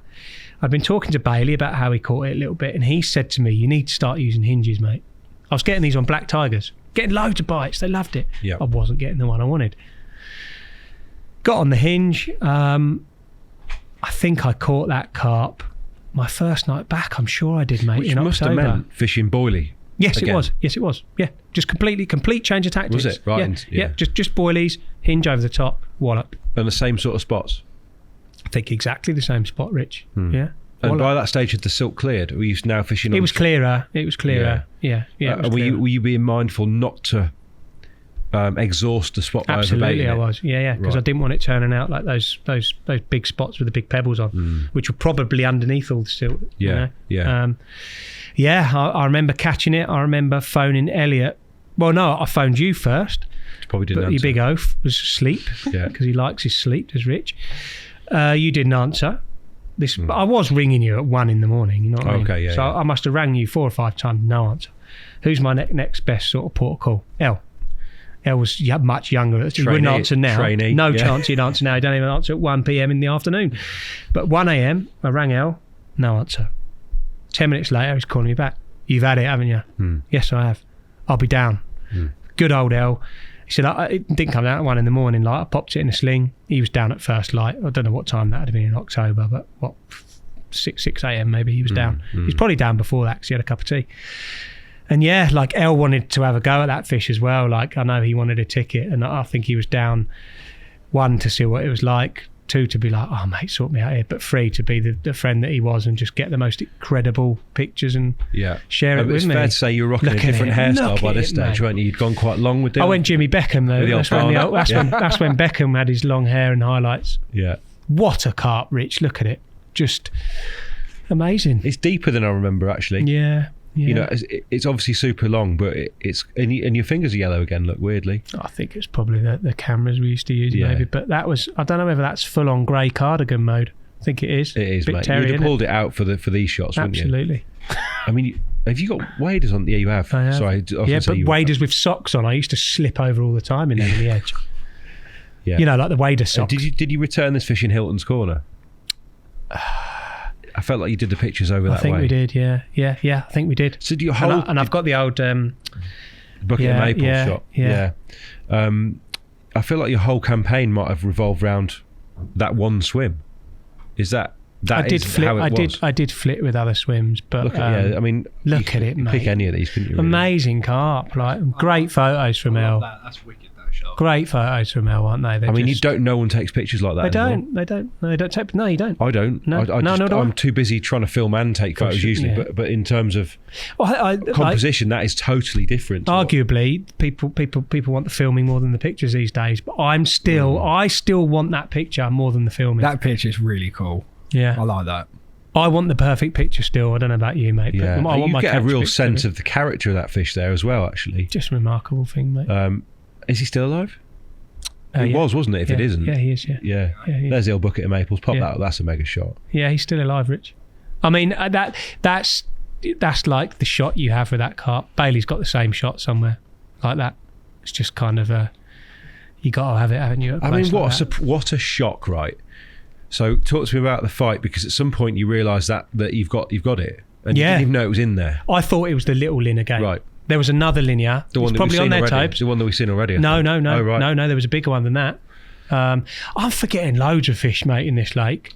Well, because we just one with a really round tail. Yeah, you had one with a super. These are all the linear. Mate, these ones. Yeah, none of them. Go up to the 15th and 16th of April, Tobes. Like on the left more, just above that. No, up one. That one. No. There you go. Yeah, super round tail. Yeah, I thought it was that. I can see why. Yeah, similar shaped head, and but he's a lovely carp. I know. I thought it was that, Rich, and until I saw the length of it. And I love the fact you'd not even clapped eyes on it. It's such a mystery still that you hadn't even seen it. I know. Just the most special fishing I've ever had and probably will ever have. That I'm allowed to talk about. But you left that lake. Yeah. Tobes, let's find some more shots, please. Let's really immerse ourselves in what was, quite a unique looked at these for ages, mate. You left that lake, probably not realising that you'd never find fishing like that. No. Certainly not with fish as old as that. They don't exist now. They don't. Apart from the fact the linear that's still. Hang on. Sorry, Tobes. Go back to that a minute. We've got a picture of this up one. Biggun's feeding. Look, that's that carp bunker. That's like the sort of swimming pool bit. So they're the big ones. Have you got any idea what they are? From memory, it's not easy. I know one of them was holding the dorsal. That might be the one on the left. They're big fish, you can see, can't you? Yeah, phones weren't as good then, were they? No, look how grainy. The difference. Look how grainy it is. That's probably on. Yeah, like maybe quite gold in the bottom. I wasn't anticipating it, but they obviously really have worn that away. Mate, they just constantly fed there, Rich. But they weren't stones on the bottom. It was almost like a sand. It's weird. But amazing. I mean, I think I've cropped that, but there were like 4 or 5 more carp in there. Where's the run over Simo? 32 repeat. Go up one, mate. Up 2. Up what? Yeah, that's it. Yeah, there he is. Yeah, I mean, obviously wasn't a Simo. Nor had he been run over. It's got There's a great one in a cardigan somewhere of that same fish, I think. But yeah, he's they're wicked. A great fish, mate. They're wicked. It was only ever in jest, wasn't it? But look at his little stump of a dorsal it's got at the end there. I think I used to get really protective when you called it that as well. It's like that was in the cool Gore-Tex camo sort of army jacket days with cardigan underneath. That is pretty much you've gone BC as you can there, haven't you? So. I feel sorry for it now. You know the name, the run over. Well, that's not its actual name. I don't even. It probably didn't have a name, did it? That one, or if it did, it was long since forgotten. But on the other side, I can't remember if it was that one or the Alan Taylor fish. Like had these like massive warts on its tail. I've got pictures of that. It'll be in that folder somewhere of the Alan Taylor fish. We'll throw a few pictures up on YouTube of those. He had a really black eye, the Alan fish. Dead. A black eye. Yeah, it was completely black. I mean, bless him, Alan Taylor's no longer with us. No, I know. Another famous. Yeah, I was. One of my sort of next targets was to go and fish the glebe for a common at one of Alan's fish, and he passed away, and I never ended up doing it. But yeah, legend he was. I know his son a bit, Luke. Good old boy. Great character. I only met him a couple of times, maybe at Browns. Yeah. Actually, some angler when he was at open day at Browns, but. Successful businessman in his own right. Had his whacker catcher products, didn't he, as well? Still going. On the side, is it? And do you know what? He might have just stopped it. Might have just gone, but yeah, bye. But anyway. Another, mates with, close friend with Maddox, presumably that's how they ended up fishing that lake. Yeah. But you actually got the chance by being on that site to go through the fence, didn't you, at one stage? to the lake next door. Of course. So I got chatting through the fence to Dan Stacey at the time. Dan wanted to fish eggets. Yeah. So he wanted to get friendly with me to try and get in on eggets. And did he know who you were? Sort of, because you had a bit of a profile. Yeah, he did. Yeah, he did. Yeah, he did. Yeah. And I got chatting to Dan, and Dan had access to waterways, which was another, probably even more exclusive than eggets. And equally historical, to be fair. Equally historical. Again, Nashi. Bill Quinlan, like proper old school characters, used to fish both these lakes. And Burnside Ken used to fish them, mate. Did he? Yeah. Famously, and he's could be mentioned about 4 times already in this podcast. Bales thought it was full of cricket bats, didn't he? Jimmie, mate, they're just cricket bats, mate. He was referring to waterways. I laughed it off. Said, "Yeah, cricket bats, Bales. That's right." But we didn't know. Well, I did because of Stacey. By that stage, you did. By that stage, when we got it's by that stage. But Bailey was again would say that. Well, to be fair to Ian, that's all he'd heard. Well, and you would see cricket bats come out. To describe waterways, because it's a waterways was another Eggets, really, mate. Yeah, it was in the garden of a not a mansion, but a 7-8 bed detached home, big stately home almost. Again, old as the hills, rickety old trees everywhere, overhanging willows, lilies, knackered old swims. Crumbling platforms. Yeah, crumbling even more crumbling than Eggets, because this wasn't a fishing lake, really. It was only Stacey and a couple of other lads that had access to it. They used to mow the lawns to get access on the lake, and anyway, I got talking to Stacey, who wanted to get on Eggets. So Stacey, mate, it's just like the most Look incredible. At that lake. I know. Doesn't my setup look wrong for that lake? No, well, very new for a lake like that. By the way, can we just, before we move on from this, I didn't know this at the time. Right. You have folded handles on reels with screw-in reel handles. Yeah, I don't know what that was. That about, is savage, mate. It's terrible, isn't it? I'd have to like reel. Presume you moved to. You had Tawnies on blooming Eggets though. Why have you gone on to those? I don't know. I don't know what reels they are. Are they Baziers? No, they're ISOs, I think. Oh no, they're not. They're Baziers. No, they are Baziers. Techniums. They're Baziers. Baziers, but somehow you've managed to unscrew the handles and fold them. I think they're QDXs. Are they? No, they're not. Yeah, they're QDXs, aren't they? I mean, it doesn't matter, mate. Anyway, whatever. You're still terrible. guilty of a terrible crime. Penning absolutely ripped me to shreds. I mean, reels with folded handles is one thing. Are they Stows? Are they classic? Are they like original. the new? Are they original? Well, they'd have been new? not long now at that point. I tell you what, you have got is they're Korda Stows. Some interesting looking buzz bars there as well. See, that's where L obviously got. L put me onto them. Sorry, some cheap old naff ones from eBay. I think they're the cheap old naff ones from eBay, and then obviously he's bought his own out now. Anyway. Waterways. So I got talking to Dan Stacey through the fence, and he said, "Why don't you come for a guestie on here?" I was like, yeah. Nearly snapped his hands off for it. On that guestie, I reckon I fished. I did the night on Eggets, didn't catch anything. Then went to fish with Dan that day. Within 2 hours, I had a 33 pound common on the bank. Big silvery, deep thing, old as the hills. That actually made front cover on Carpology. Just casting like white crab hook baits on chods into the weed. I mean, it was easy, Rich. The lake was absolutely simple, but the fish were just incredible. They weren't fished for. They just ate anything you put in front of them. Or if they hadn't been fished for with any amount of pressure for a long time. No, it was easy, but it was just still the most incredible. Look at that. Yeah, a bit sunburnt there. But look at it, mate. I mean, what a fish. 30 something. Yeah. I love the head on that. Yeah. And that yellowy belly, it's a deep common, reminds me of pictures of Maddocks in front of the willows with the fish from that same lake, because they were predominantly commons then in the 80s and maybe looking 70s back, or 80s. just you realize how cool. I've looked at these pictures for years, mate. They're just I think it's the era that prompted Bales to coin the term nice lake. Yeah, I weaseled my way into a few. But yeah, Waterways went on to catch like all the big uns in there, topped by the fish we actually called the marlin common in the end, due to its sort of and is this the fish that was really tragically terribly ottered? Yeah, a lot of them aren't. I don't think it's gone, isn't it? None of them are there anymore. But mate. The real big un got huge in the end, I think, didn't it? And then got £40 at see. We're gonna have a look at some of these anyway. But see £40, Tobe, 28th of August, I think. There you go. No, that wasn't it, but that was another nice one. Look at them. Fish. That's it. There's some nice water pics, mate. Some nice water pics of that. Look at it, it's like paintbrush of a tail. Like, it's just... Yeah. I mean... Just look at it, mate. They just you don't get it, do you? No. That one, you can see the... Actually, I don't think that was as long ago as that was like late. Like you went back, didn't you? Yeah. That was like a later stage. Didn't you get banned and then go back? No, I didn't get banned. Basically, the deal was we did loads of work to keep you up, and I didn't do a lot of work. Well, you're not renowned for that. But I didn't. But I also didn't fish it that much either. So I just went fishing and took it for granted a bit, mate. But then I started doing some work to fish there. Look at its tail, mate. Wicked. Yeah, that fish was tragically really badly smashed a bit. Badly ottered. Yeah, it was. They got in there and ruined the lake. Because it's a fenced lake, effectively, but not, if you know what I mean. It's never been fenced. It's not a fence around it. It's got sort of like a chain link. Exactly, just a normal like garden fence.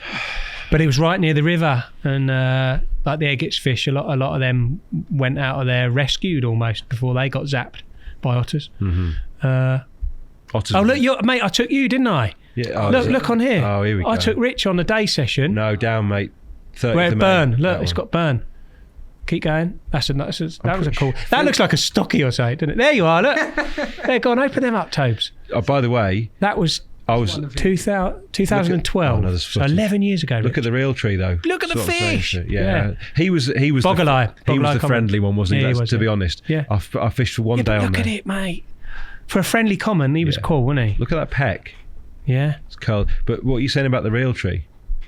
Different gravy, on point mate. there, mate. Yeah, you're looking good, mate. But that was the day that I had a rod down in the bay, and you were up here. That's right, yeah. And I said to you that like my receiver went on. Do you remember? Yeah. I went, wouldn't it be funny if I turned this on and something's happening? And I turned it on. And he went.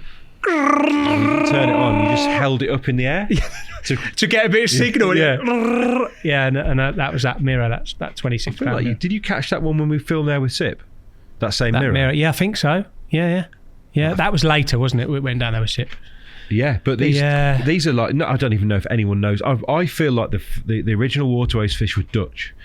Now, yes. I don't know if these are the same carp, but who knows? They could be, though. They could be Dutch. They look sort of Dutchy sort of common. I mean, there's no way knowing. We're talking about fish that were there in the 70s. Of course. But there was a linear in there that Stacey was adamant that was sort of an old original. If you go up Half Lynn, 13th of November, up the top. Was it Half Lynn? I think it's Half Lynn. I mean, literally, unless you've got shots of that fish in the 70s, you won't never know, obviously. But I mean, this was one of the best ones. Yeah, I remember this. Lush. Tell me about this trip, because I feel like you had this going really late in the year. Yeah, look at it, mate. Look at that big split tail on it. Yeah. I mean, I think I was the last ever capture of that. But look, fittingly, you've got the Maddox jumper on as well. Yeah, I have. Yeah, like 10 years later, that Stacey and that was saying they were still seeing it. No one caught it, mate. No one could catch it. Tell me about that capture. That was I would have been working for Korda at the time, definitely. Oh God, yeah. I was just doing nights because again we had busy days, didn't we? And that might have even been on the way back from the office. But I really had it going at the time on a real deep red fish meal. I think it was Atlantic Heat at the time. I feel like you were fishing back towards the house here. Yeah, I was in that exact swim, and I had a bay to the right that I could have a single rod on. That was a bit weedy, but I was spreading boilies. And then to the left, I had like a real clear spot going that I was fishing bits and pieces on. To be honest, Rich, I was getting bites on all them rods. I can't say that I was absolutely grafting for these bites because it wasn't hard, mate. They weren't fished for very often. If you put food out, they'd eat it. But I made the most of that. I was catching 3 or 4 carp a night, and I was putting the rods back out in the boat, dropping them down nicely. And I made the most of the time there. It did get harder over the years. Not hard, but it got harder. Yeah. How much, looking back on these, because obviously there are 2 waters right next to each other, which are incredibly historic. Yeah. And by that I mean they were fished by Jack Hilton, Bill Quinlan, Kevin Maddox. Now, if that's not history, I don't know what is. No. It doesn't matter where the fish came from, in the sense that we don't know what was still alive from the day. But who knows? The fact is, I quite like the fact that we don't know. Absolutely, because they were probably thrown in the odd one from anywhere. Could have been Dutch. Could have been. There were. I mean, with the Maddox times, that there was one in there that they knew was really. Yeah, it wasn't. I think it was called like the shanty or something, but it was a big, like sloping-headed sort of anteater type looking thing. Okay. But it was a massively sought after carp. I think when Bailey was on, then that might have still been in there. But then it died. It died during when Bailey was fishing it. It was never in there when I was there. No, but you must look back on those times with a degree of pride that you really Sorry, I just found the check shirt. Yes. Yeah, that was probably a little bit. I mean, I still wear a check shirt now. But you stuck to your guns, and I think that you had enough presence of mind to realise that you were fishing for something very special, and you had to get them in your album. Yes, Rich. I punished that lake waterways. Both of them. Really? Yeah, everyone. Yeah, I think I caught nearly every carp out of waterways, and some of them, for context, over and over again. I don't think you were supposed to fish the arse out of it, were you? No. You just went and went. No, yeah. I was meant to cut. Like every time I cut the lawn, I'd get a little special session out of it. But you just treated it as your own ticket. Smashed it to bits, mate. Yeah. And that's probably why they didn't like it in the end. Yeah. Because I probably took the piss out of the deal a little bit. But, mate, some of the most special carp on the planet. I won't going to leave them alone. Probably none of them, or hardly any, will be with us anymore. So no, the waterways fish have been battered now, mate. Yeah. Some of the Eggett's fish are elsewhere, but yeah. Special times. But what it did mean is that surely you now had an even clearer idea of what kind of carp you wanted to fish for. Yeah, absolutely. Like, could you find something like that again? I found some similar, old carp. But we're going to talk but very different to that sort of strain, yeah. But I still found quiet waters that no one was fishing that I could get access to and work me magic to get into them. I mean, I'm not going to name this lake. Like, we're going to say it's an estate lake in Bedfordshire, just in case. Oh yeah. Because I do want to talk about that. It was a lake that I used to live quite close to. I think it's no publicity now. Actually. That's what I mean. We won't name it because But it's been in books and stuff in the past. But ultimately, yeah. No, because I might even go back there one That's day. not what we're here for. No. Like, if you've got some special fishing, you deserve to keep that fishing. Should you wish to keep it quiet. But what we are going to do is talk a little bit about your time on there without giving anything away. So this is a very special estate lake in Bedfordshire. In fact, hang on a minute. We might even be talking about a different one. Could be, yeah. I'm talking about the one with the coughing sheep. No, the other one. Oh, the other one. Yeah. Oh, okay. Yeah. Yep. Can we talk about the name? We don't have to. Let's not. No, okay. So we used to live quite close to it. Elephants live near it. I can say that. Sort of live near it. Yeah. Anyway. Okay. Well, anyway, this is a stunning piece of England. Like, I used to feel like from my house, if I went east, I would be in like sprouts and farmland and horrid like acres of big fields. If I went west, it would take me close to this estate. Yeah. And it was so beautiful. Yeah. Huge stags roaming around. I was stroking deer and feeding deer by hand and stuff on it, mate. Yeah. And it looks like the sort of place that should have been on Passion for Angling. Yeah, incredible. Yeah. But tell me a little bit about the fishing on there, because it strikes me that, albeit it was quite a while after Aggett's, I think, but it was a sort of place that it's not the same, but it kind of is. Yeah, it is. I see what you're saying. I went there with a little bit of mystery. I didn't really know what was in there. I knew there were a couple of, I was going to say big uns, but the standards by then, they weren't big uns really. They were 40 pounders, scraper at best. But they were really old carp, a bit like the Eggett's fish. So, sort of a different strain, like a real Bedfordshire sort of strain. Well, this estate stocked a lot of lakes. Yes. So, and that some of them sort of are probably spawn-ons to now. We often talk about a few old secret lakes, don't we, that have got them in. But yeah, I knew it held a lot of old carp, and they were pretty left alone, really. The stock, when they put stockies in there, they weren't stockies. They were like fish from around the estate. So not stock ponds. Yeah. They weren't stock ponds. These were just old lakes that were left alone, but still had fish in them. No one could fish them. Could have been ancient for all they knew. I didn't no idea. But they would just be like, I could do with a few more fish in there. Let's go over to the XYZ. I don't want to name it, but they'd go over to it. They'd take the fish out and stick them in here. So I never really knew exactly what the stock was, because they were slinging like the odd 30 pounder from around the site in there, which was wicked. I loved that. Love that. Yeah. The lake was beautiful. Don't do that, by the way, without permission. But it's nice to they were their fish. They knew the crack. But the lake was just mental, mate. I could feed deer, like I could hand feed deer, like tame. I would see. Do you know what? I actually regret this one thing. I wish I had taken pictures of it. I had a group of elephants come down to the lake. I'm not. This is fucking bang on true. They came down and they bathed in the lake. They bathed in the lake, mate. You see their trunks going up, blowing water everywhere. Yeah, I was up the other end of the lake. They came down to the lake with the sort of the keepers. Yeah.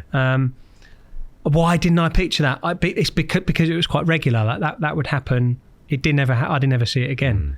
But apparently it was a regular thing. But it never happened again. I wish I'd got photos of it. I didn't.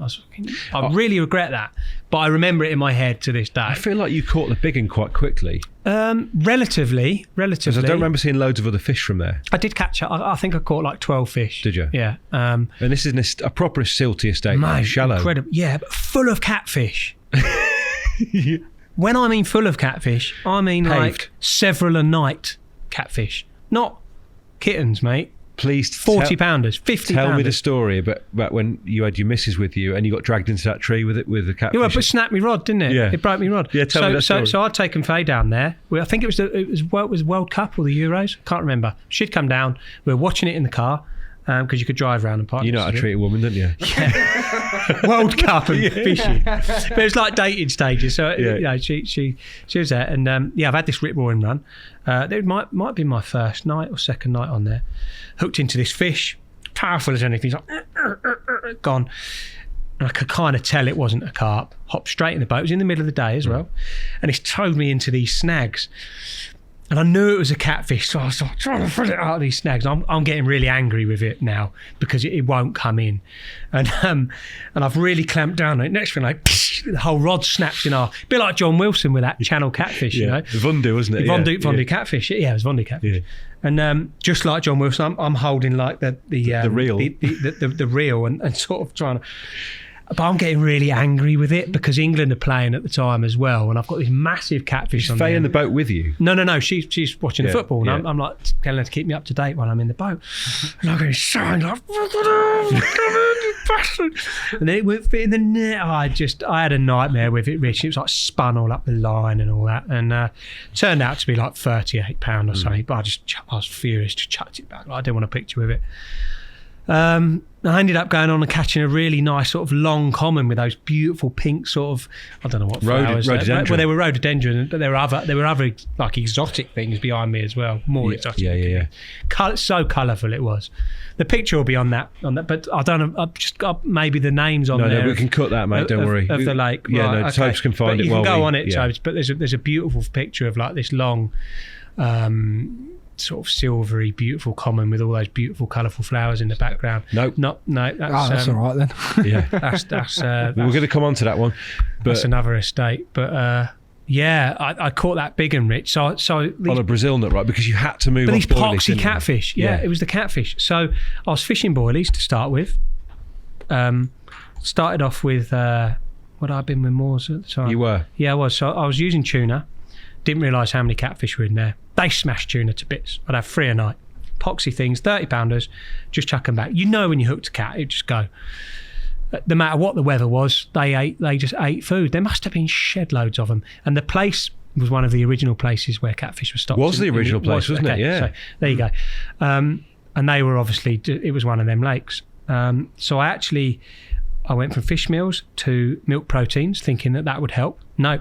They liked them more. Yeah. They like milk proteins more. Yeah. No fishy baits. Smashed them to bits.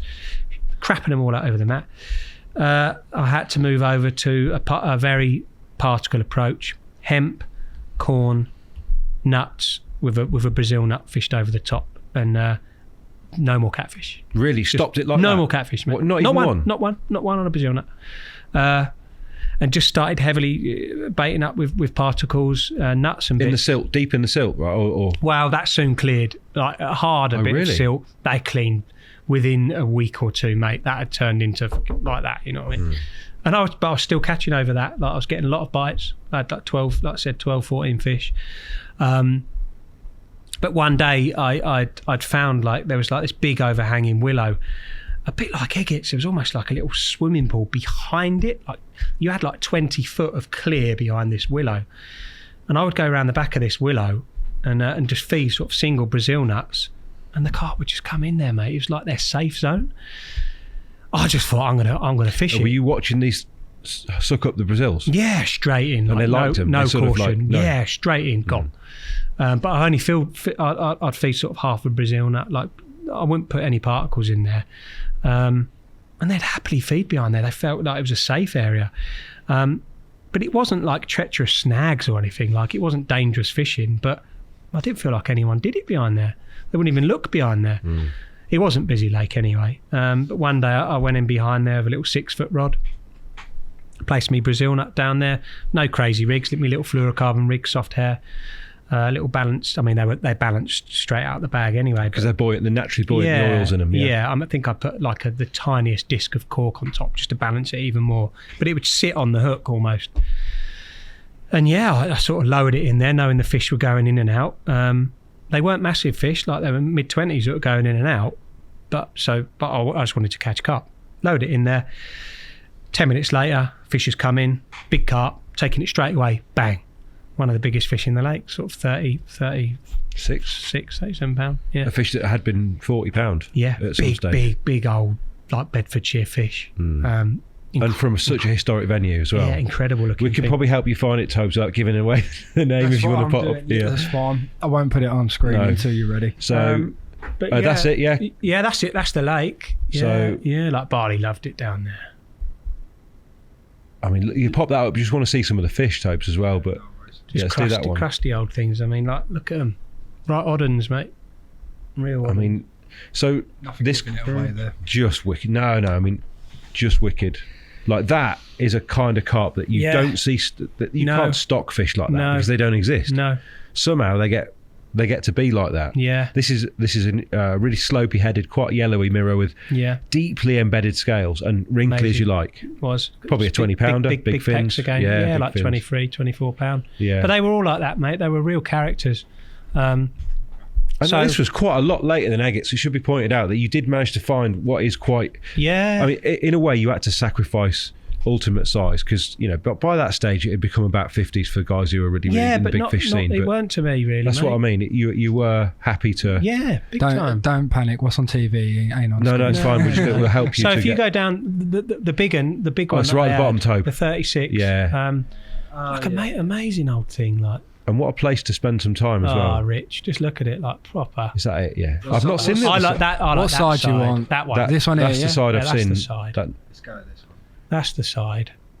Just look and at it. Just describe that to people, Jimmie. Just so old. Just look how wrinkly its skin is, Rich. I mean, it's big head. Yeah, it was like sand. Big slabs along the back. Huge rounded lobes on its tail, scales all down its back. Just a remarkable creature. It really was. Look how thick the peck is. Yeah, I know. Toby, it's like a wooden spoon, mate, that peck, isn't it? That is a proper old looking fish though. What do you think? What do you think, Tobes? He's cool. He's ancient, isn't it? Look, he's got rhino skin. I know. It is one that does stand out for me, to be fair. Rhino skin. Love him. And you've got the willow behind you, have you, somewhere around there? It was caught with that willow directly behind me is the willow I caught it under here. I mean, and everyone gives a shit about size to a degree. Was this another case when, because that is a lot smaller than it had been? Yeah, it was. I mean, it doesn't look spawned out. It doesn't look like it can be, Rich, it was on its way out, mate. Right. It was on its way out. I think a year later it might have died. Well, it did. It was on its way out. It was an old carp. Yeah. But to have caught it from, it's not your home county, but it's the next door. Yeah, it's 15 minutes up the road. I live right on the border of Bucks and Beds. You go to Cranfield, I'm in Beds. You go to Newport, you're in Bucks. Right. So it's it's not a million miles. No, so to have caught a history fish from so close to home. Amazing. I mean, actually, I don't know that was one of the original fish Might not, in there. Nor do I. But let's imagine it was. But it was one of them. Yeah, it's an old carp. As in the lake, it was one of the old ones. Yeah, I mean, not a million miles away from that. The old, I'm not sure we've got any pictures of it, Jimmie, but I know you've had a particular little love affair with Woburn Sands. Yeah, I have. Yeah, which is a club ticket another now. Really historic venue for that area. Martin Clark used to do a bit back in there in the day. I think even Len Gerd. Len Gerd, yeah, absolutely. I mean, it's changed now. I don't know whether there's any originals left. I had a love for it, mate, because it was such a good surface fishing water. It's really deep, really clear. They loved the floater. Absolutely loved it. That's it. It's super deep little sand pit, right? Yeah, exactly that. So like with snags all round. Snags all round, 30 foot in the middle. But it went off, zoom, straight away, down to like 20 foot, 30 foot. Did you catch any off the bottom? Actually, out and out on the bottom? Yeah, but not in the deep water. No. There was a set of snags just to the right of where my bivvy is there. And it was like, I don't know, 10 foot in the snags. But you could see all the way down to like 15 foot. Gin clear. And yeah, they lived in there. And if you fished up close to it, you'd get bites. But I didn't do loads of time. No, I like the fact you went there, though, because what I would point out about this is that there were no big carp in there. No. Biggest was £30. So no 31. one can accuse you of being a bounty hunter as such. No, I weren't interested. I wasn't joining that for a sizable carp, Rich. Do you know what? I don't even think I was joining that for any particular carp. I loved the place. I loved the fact that that was sort of, I'd been told one of the old originals. They were, yeah. There was a handful of smaller originals left. Right. Yeah. I mean, he certainly fits the bill looking at him, doesn't he? Big rudder on it, like muscular. That's right. But there's a real sort of check shirt, new breed on there now, like new breed of carp on there now, which is great. It's got a future. Well, it has to move on. Yeah, of course. Yeah. And I just loved the floater fishing. It was just amazing floater Something fishing. about deep waters, isn't there? That they just they love it. Yeah. My syndicate lake now, Monks, is a great floater water, deep, clear. Yeah. I do see a real difference in the sense that would I have imagined you to be fishing a super water in inverted commas like Monks 10 years ago? Maybe not. But then Jason always said the same thing. He liked to have a go on a hard lake for very few fish, and then he'd treat himself to a season on a snap. Right. I've just come off the back of the Milton Keynes lake, big 80-acre lake. Hard work, mate. Hard work for more than just the fishing. Graft, absolutely. I've covered it before, so when people have seen it, but it was graft there, mate. So I quite fancied going on to a bit more comfy fishing. A lake that fishes in the winter, a good head of big uns. I was targeting one carp in that lake, really, over in Milton Keynes, and I caught it. Yeah. So I wanted to go after numbers of fish and have a bit of fun, mate. Where I could always have a chance of catching one. It's mega on the surface. It's comfortable. I've enjoyed it, mate. But I've recently sort of acquired another ticket in like the Cambridgeshire area that's got some real old ones in again. So there will be some single targets. I have got single targets in Monks, but it's very different. Like it's a circuit water, you're catching lots of 30-pounders, 40-pounders. But I've got one with smaller fishing, but a bit more like what I used to do. So I'm really looking forward to that. And we must talk a bit about another very, very tactically interesting lake that we both got confused about a minute ago. This is another estate lake. It's Bedfordshire again, isn't it? Bedfordshire, yeah. It was kind of famous at one point. Yeah. I don't know what the deal is with publicity on there. I don't know. You had Laney and Chilcott fish there. Yeah. Been in books and stuff. Tell me why you were interested in that lake. Very different again. It was quite quiet, not easy to get a ticket on. They're always the best lakes, ones that are hard to get on because there's a reason for it. I'd obviously seen some of Chili's fish that he'd caught. Yeah, mega, look at it. And it was just in the middle of nowhere, mate. It was paradise in the middle of nowhere. It took like 15 minutes from the driveway to get down to the lake. You were just in the middle of nowhere, like sheep were your, were the people you were spending time with, animals you were spending time with. You took Dovey there, didn't you, as well, actually? I took Dovey there, yeah. I took my old mate there, and he had one. He had the perch common while he was there. A fish that then which I had later, became the target, bigger. didn't it? There it is. Look at him, little young, fresh-faced Tomo. I mean, this fish went huge in the end, didn't it? It did, yeah. It went much bigger. I had it just under 40. Tom's got it there about 32, 33, I think. But didn't it go like near 50 in the end? Upper 40? Yeah, not far off. Yeah, not far off, mate. Which is, how big is the lake? And describe the character of it. It's small. Again, I always overdo my acres, but probably 4 acres, 5 acres, something like that. Silt beyond comprehension, mate. Yeah. Like silt that if you fell in, you're gone, sort of silt. And that did my head in for quite a long time. Because you initially targeted the hard areas, didn't you? Yeah, like most people would. In the edge, right? You were in donking. The edge, yep, just walking along, donk, donk, donk, donk, donk. That's a spot. I'd fish it. I struggled there, I pulled my hair out on that lake for at least a year. I'd caught the odd fish, fishing on the hard spots, but it wasn't the way to do it. The fish were gorging himself a lot of the time on the naturals in the lake, deep in the silt. And the way to catch him in the end was fishing deep into that silt, which I couldn't get my head around. But I did, and it worked. Yeah, I was going to say. Again, that was off the back of a friend giving me the tip to do it. I'd learnt from that. That wasn't something I. It's strange you didn't, because obviously you were willing to fish in weed from an early age, but you weren't willing to do it. But how many people do you know would fish in I don't know, was it like 8-10 foot of silt? Yeah. Pudding, how far's your rig going into it? Well, do you think? I think going straight feet beneath. Right, and these fish were going into liquid silt to feed. Yes, right. Exactly. So the only fishing pop-ups, you're fishing for their tails, mate. You know what I mean? You're fishing for their tails. So when you were going to all this effort initially to make sure you were on top of something, mate, feel like that's not where the action was. Intricately that I was getting them so beautifully balanced, fishing on top of the silt. They weren't feeding there; their heads were buried in that silt. And I caught them on bottom baits in the deep silt where I was seeing fizzers and stuff. Long hook links, light leads, not even helicopters. I didn't want them going up to the top bead and staying on top, mate. I wanted bombing them into the silt, Rich, with my eyes closed. Yeah. Not with my eyes closed. I was fishing on fizzers, but you know what I'm saying. So you did that. Probably terrible presentation. You went back to that key tenet of fishing, which is to let them show you, and then just literally fish whatever it's on. Forget about if there's going to be old leaf litter down there or whatever. A bit like we didn't cover Grendon, but fishing in the weed. Forget about it, how it's going to be presented. Just get it in there, presented. Fish will have it. Don't care if it's a bit snowed up, the fish will find it still. Because actually that is tough for you, because you are quite exacting about how you want things to be. Big time. And you're having to just throw it in the silt. Big time. But once you have your first bite, you're away, aren't you? I want to say that Laney and Jason Hayward both caught them in the silt. Yeah, they did, yeah. Yeah, I believe so.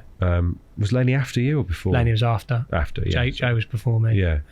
Again, Joe, knowing I'm spoken to him a long time, but he helped me out on there as well, yeah. Yeah. I mean, and these are cool carp. Some of the mirrors are pretty cool. The crafty carp I fished into. Remember, did you catch that one? Never had the crafty. I photographed it for Chile. Yeah. I did have one of the real scaly ones. Oh, you got to show that. And they almost look quite new fish. Yeah. But they weren't. No. There's a beautiful scaly fish. Garth came down to do them photos. Yeah. But and it looked like a fresh penny. It's because buggers never got caught. Yeah, because everyone was fishing on the hard bits. Yeah, 31.4 maybe. Yeah, this one. Yeah. Look at it, mate. Yeah, I mean, that looks like a fresh penny. It does, but look at its head. Yeah, and its mouth are really interesting. And its eye even. Look at it, mate. Huge plates on it. Very, very yellow carp with lots of. But it looks slabs. like it could be like a stocky out monks almost. But I think the head, as you said, the head. And look at the tail as well. Look at the way the fin rays on the top lobe. It's had some kind of. I mean, this place got ottered as well, didn't it? It did. Unfortunately, it did. But I think some of that was a bit of a cover up as well. Right. Okay. So some did definitely. Not all of them did. And I still think to this day there's still some good carp in there. So I may go back one day.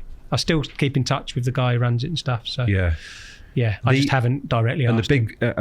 When you caught the perch common, you were happy to draw a line under that because frankly it'd given you a bit wanted of to get away from there. It did my head in. I've never been kicked in the balls so much at a lake. I wanted to get away. Perch common wasn't the biggest one in there, mate. Let's pop the perch up, Tope. It was almost like, cool, I've caught one of the big ones. It wasn't the biggest in there. No.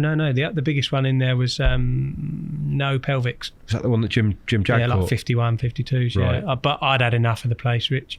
Look, it's got no dorsal at all, has it, that one? No. But it had like a little bit of the perchy dorsal, spikes there. But, Again, I loved it, but hated it. I mean, let's look at this fish dispassionately. That is quite a yellowy, sort of gnarly common. Really, if that was £18, you wouldn't. No.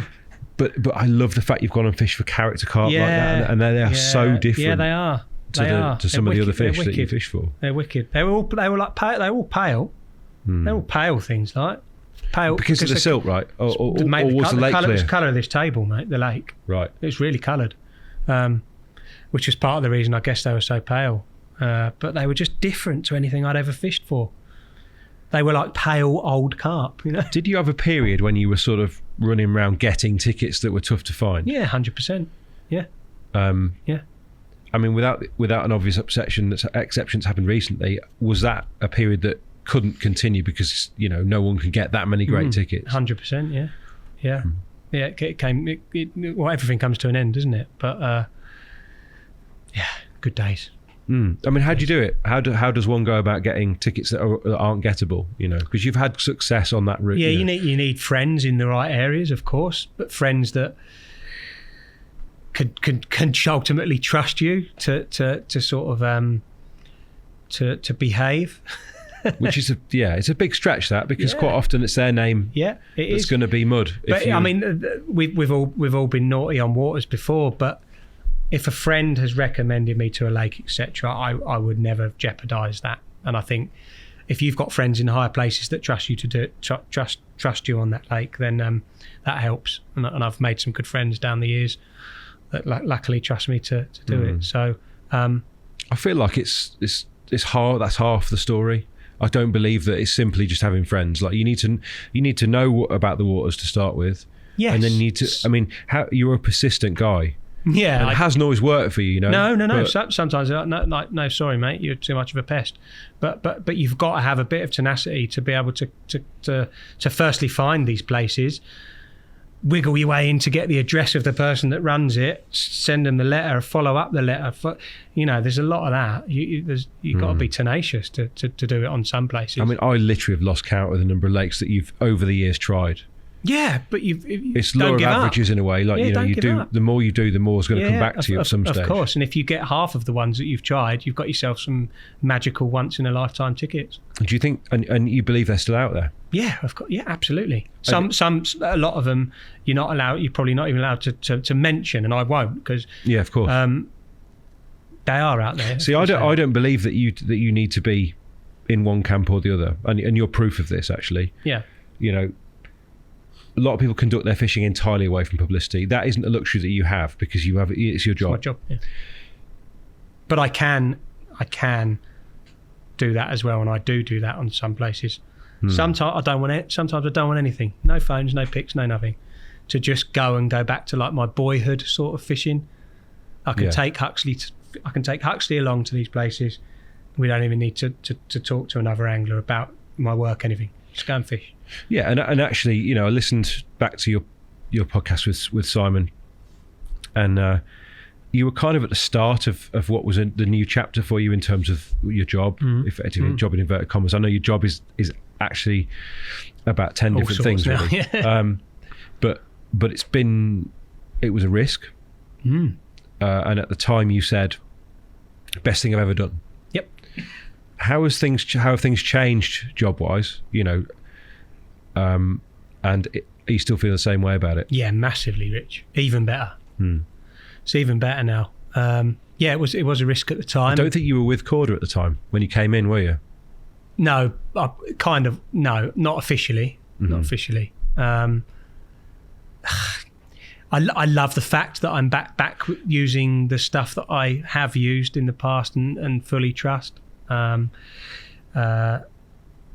a free man, if that makes sense now, mate. I have my fingers in so many pies. I've got a side business that I run on top of being a sponsored angler and going fishing and doing vlogs for photography. And this comes from your ability now to react to whatever opportunities arise. Yeah, massively, mate. Yeah. Exactly. And there's so many opportunities have arisen since I've gone self-employed. Now, the constant quest for many of us is to fit fishing around our lives. Is that uppermost in your mind when you're making decisions about what you want to do in terms of paying the bills? Yeah. Like, fishing has to fit? 100%. Yeah, it almost comes first. Well, no, that's fair enough. But it does. But of course, family does. But fishing, I've been very lucky that I can go fishing 48 hours a week if I want to, and do my work whilst there. Well, so the new, let's call it the digital economy, is where you conduct your business. Mate, yeah. Whereas when we started out in this industry, it was print media. You physically had to be somewhere. You had to be somewhere. Yeah. Whereas now you can be anywhere, right? Yeah. My side business now that's doing very well, I can do anywhere, and I can do it now. Yeah, because it's just all on the phone. Which is reality for more people, Yeah, right? I mean, do you see that reflected in people having more time to fish on the lakes that you're on? Yeah, but I also think as much as it's a massive plus and it allows me to go a lot more and spend a lot more time on the bank, you definitely get a little bit sidetracked at times with, I need to do this while I'm here. I need to do this while I'm here. I can't. I want to be doing that, going up there float fishing. So I do catch more carp as a result now. Well, you said at the start the thing that's changed is time. Yeah, get more time to go, and that helps obviously. and actually, it feels like we don't celebrate it as in the same way as we would 15 years ago, but you've probably caught more big carp in the last 2 or 3 years than you'd caught altogether up to that point. Yeah, probably, mate. Yeah, because of the nature of the fishing you've been doing. Yeah, but they hardly we don't bat an eye anymore. No, I know. It's changed, isn't it? It's changed. But I still live for it, mate. I still get excited. Which are the moments that you enjoy most about your fishing now? Most things I most enjoy. I love this. I love just going with my dog. Yeah. I just love going and spending time with him on the bank. I'm actually quite an unsociable angler, believe it or not. You wouldn't think it with my media accounts and everything. I like to go on my own with my dog, and I don't take a guest couple or anything. I don't want people coming and sit and swim. I want to go and spend some time with him on the bank, nice and quiet. At the moment, fishing for anything really, mate. Yeah. Anything that comes along. If it's a lovely scaly one, great. If it's a do you think 48-pounder, brilliant. Do you think the urgency has disappeared because there are now so many big carp? You're not in a race to catch X, Y, Z before it dies, or before someone else catches it that year. Yeah, no, I agree. I'm still in a race personally to get to the lake. Like I'm not. Come on, I'll go fishing later. So for me personally, I'm, but not in a race to catch those. Like when you get, I'm in a race against other anglers to get there. Yeah, when you get that tunnel vision, when you like the linear and agates, when you're zeroing in on a fish and nothing else matters. No. There can't be the same urgency because you're on lakes with like 30, 40 pounds in it. Exactly. Yeah, back then it was not jealousy as such, but if someone had that linear, I'd be like, fucking hell, I wasn't there. Well, also you're talking about once a year fish potentially, or twice a year fish. But now on those sort of circuit wars, if someone has a 44 pounder, which would have been seismic for us in the day. There's another one of them. There's another. Maybe like the big 3 targets, like your big uns in there. But again, it's not really that sort of water that I'm fishing at the moment. But it might be. I've just acquired another ticket with some real wild ones in, so maybe it will be a bit more tunnel vision on those single targets. Do you think we've changed? Do you think life has moved? Yeah. Because obviously fishing has moved on. That is clear. Yeah. How much have you changed? I think I'm a lot more chilled now about going fishing, but I think that's because I was trawling for pictures of your dog. That's a really lovely picture of him. It is brilliant. But I think that comes with being very fortunate to have plenty of time to go now. Before it was go after work, get to work. Now it is my work. I can go pretty much when I want now. The thing with somewhere like Monks is as well, pre-baiting's pointless, right? Yeah, no, there's no point. So there's no need. No need. Because you can't. No, you couldn't get back necessarily into now I'm in touch with people saying, when you leaving, pal? So I can get in and put a bucket behind this swim if it's fishing well. Whereas that's not what I'm used to doing. I like pre-baiting and being able to get straight in there. Yeah, those sort of after dark missions in the autumn when when it's potentially going off and you're out in the boat baiting up. That's none of that. But I enjoy it in a different sort of way. But I suppose you've got enough time to make it happen across 2 or 3 days. Yeah, you can bore them out almost eventually. I don't, because I still move around a lot, but it varies from water to water, Rich. That other club ticket that I'm on about's only got sort of 35, 40 carp in it, so that will be getting there, baiting up. You know what I mean, and going back to what I'm used to. But yeah, I just love fishing, Rich. I can fish for anything. You know. I know that. I mean, you're going to go on the rivers this absolutely winter? Pike fishing, and I know you're like, oh, it's so boring. But no, just for clarity, just pike ball. That's what I mean. That's what I mean. Yeah. You're not a massive pike fan, but I'm going to go and try and catch a river 30-pound pike, which to me is ridiculous. Hey, look, I might not like pike, but I know you'll respect. Yeah, exactly. Yeah. I know you respect it. It's not you, but I can't wait, mate. I can't wait to do a campaign after a 30-pound pike. My carp fishing might suffer a little bit over the winter, but I'm going after, the pinnacle of pike on a river, and I know exactly where she is, and I'm going to go and catch her. But so does that mean perch are getting shelved for this winter? For this winter, probably. Yeah. I might do a little bit, but so inspirational that like the sizes of perch that they're amazing. They're amazing. The last 5 years, I've been well on the perch, like I have carp throughout the spring, and I just fancy a change. I want to go and catch a big old pike this time. So yeah.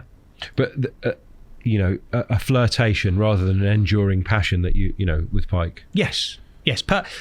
Perch I've got a massive passion for going for, and carp.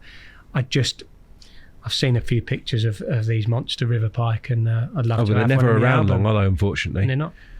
So for all I know, they're it's very gone. vulnerable to otters as well, pike, aren't they? They sort of seem to be disproportionately affected, a bit like barbel can be. Yeah, but this fish might not be there, Rich. But I know there are other big uns there, not 30-pounders, but yeah, I believe a she's 20-pound pike's massive, massive, right? particularly from a river. Yeah. Yeah.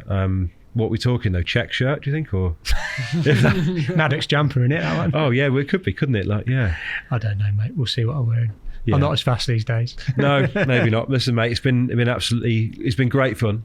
No, thank you, mate. And I know it's been a bit of a whistle-stop tour through the fishing, but I've really enjoyed. Yeah, you never get it all done, do you? I've enjoyed reminiscing and seeing some of those photos. So same. And if you've been listening to us as a podcast, hope you enjoyed hearing about them. No, thank you, mate. Nando's time. Let's go.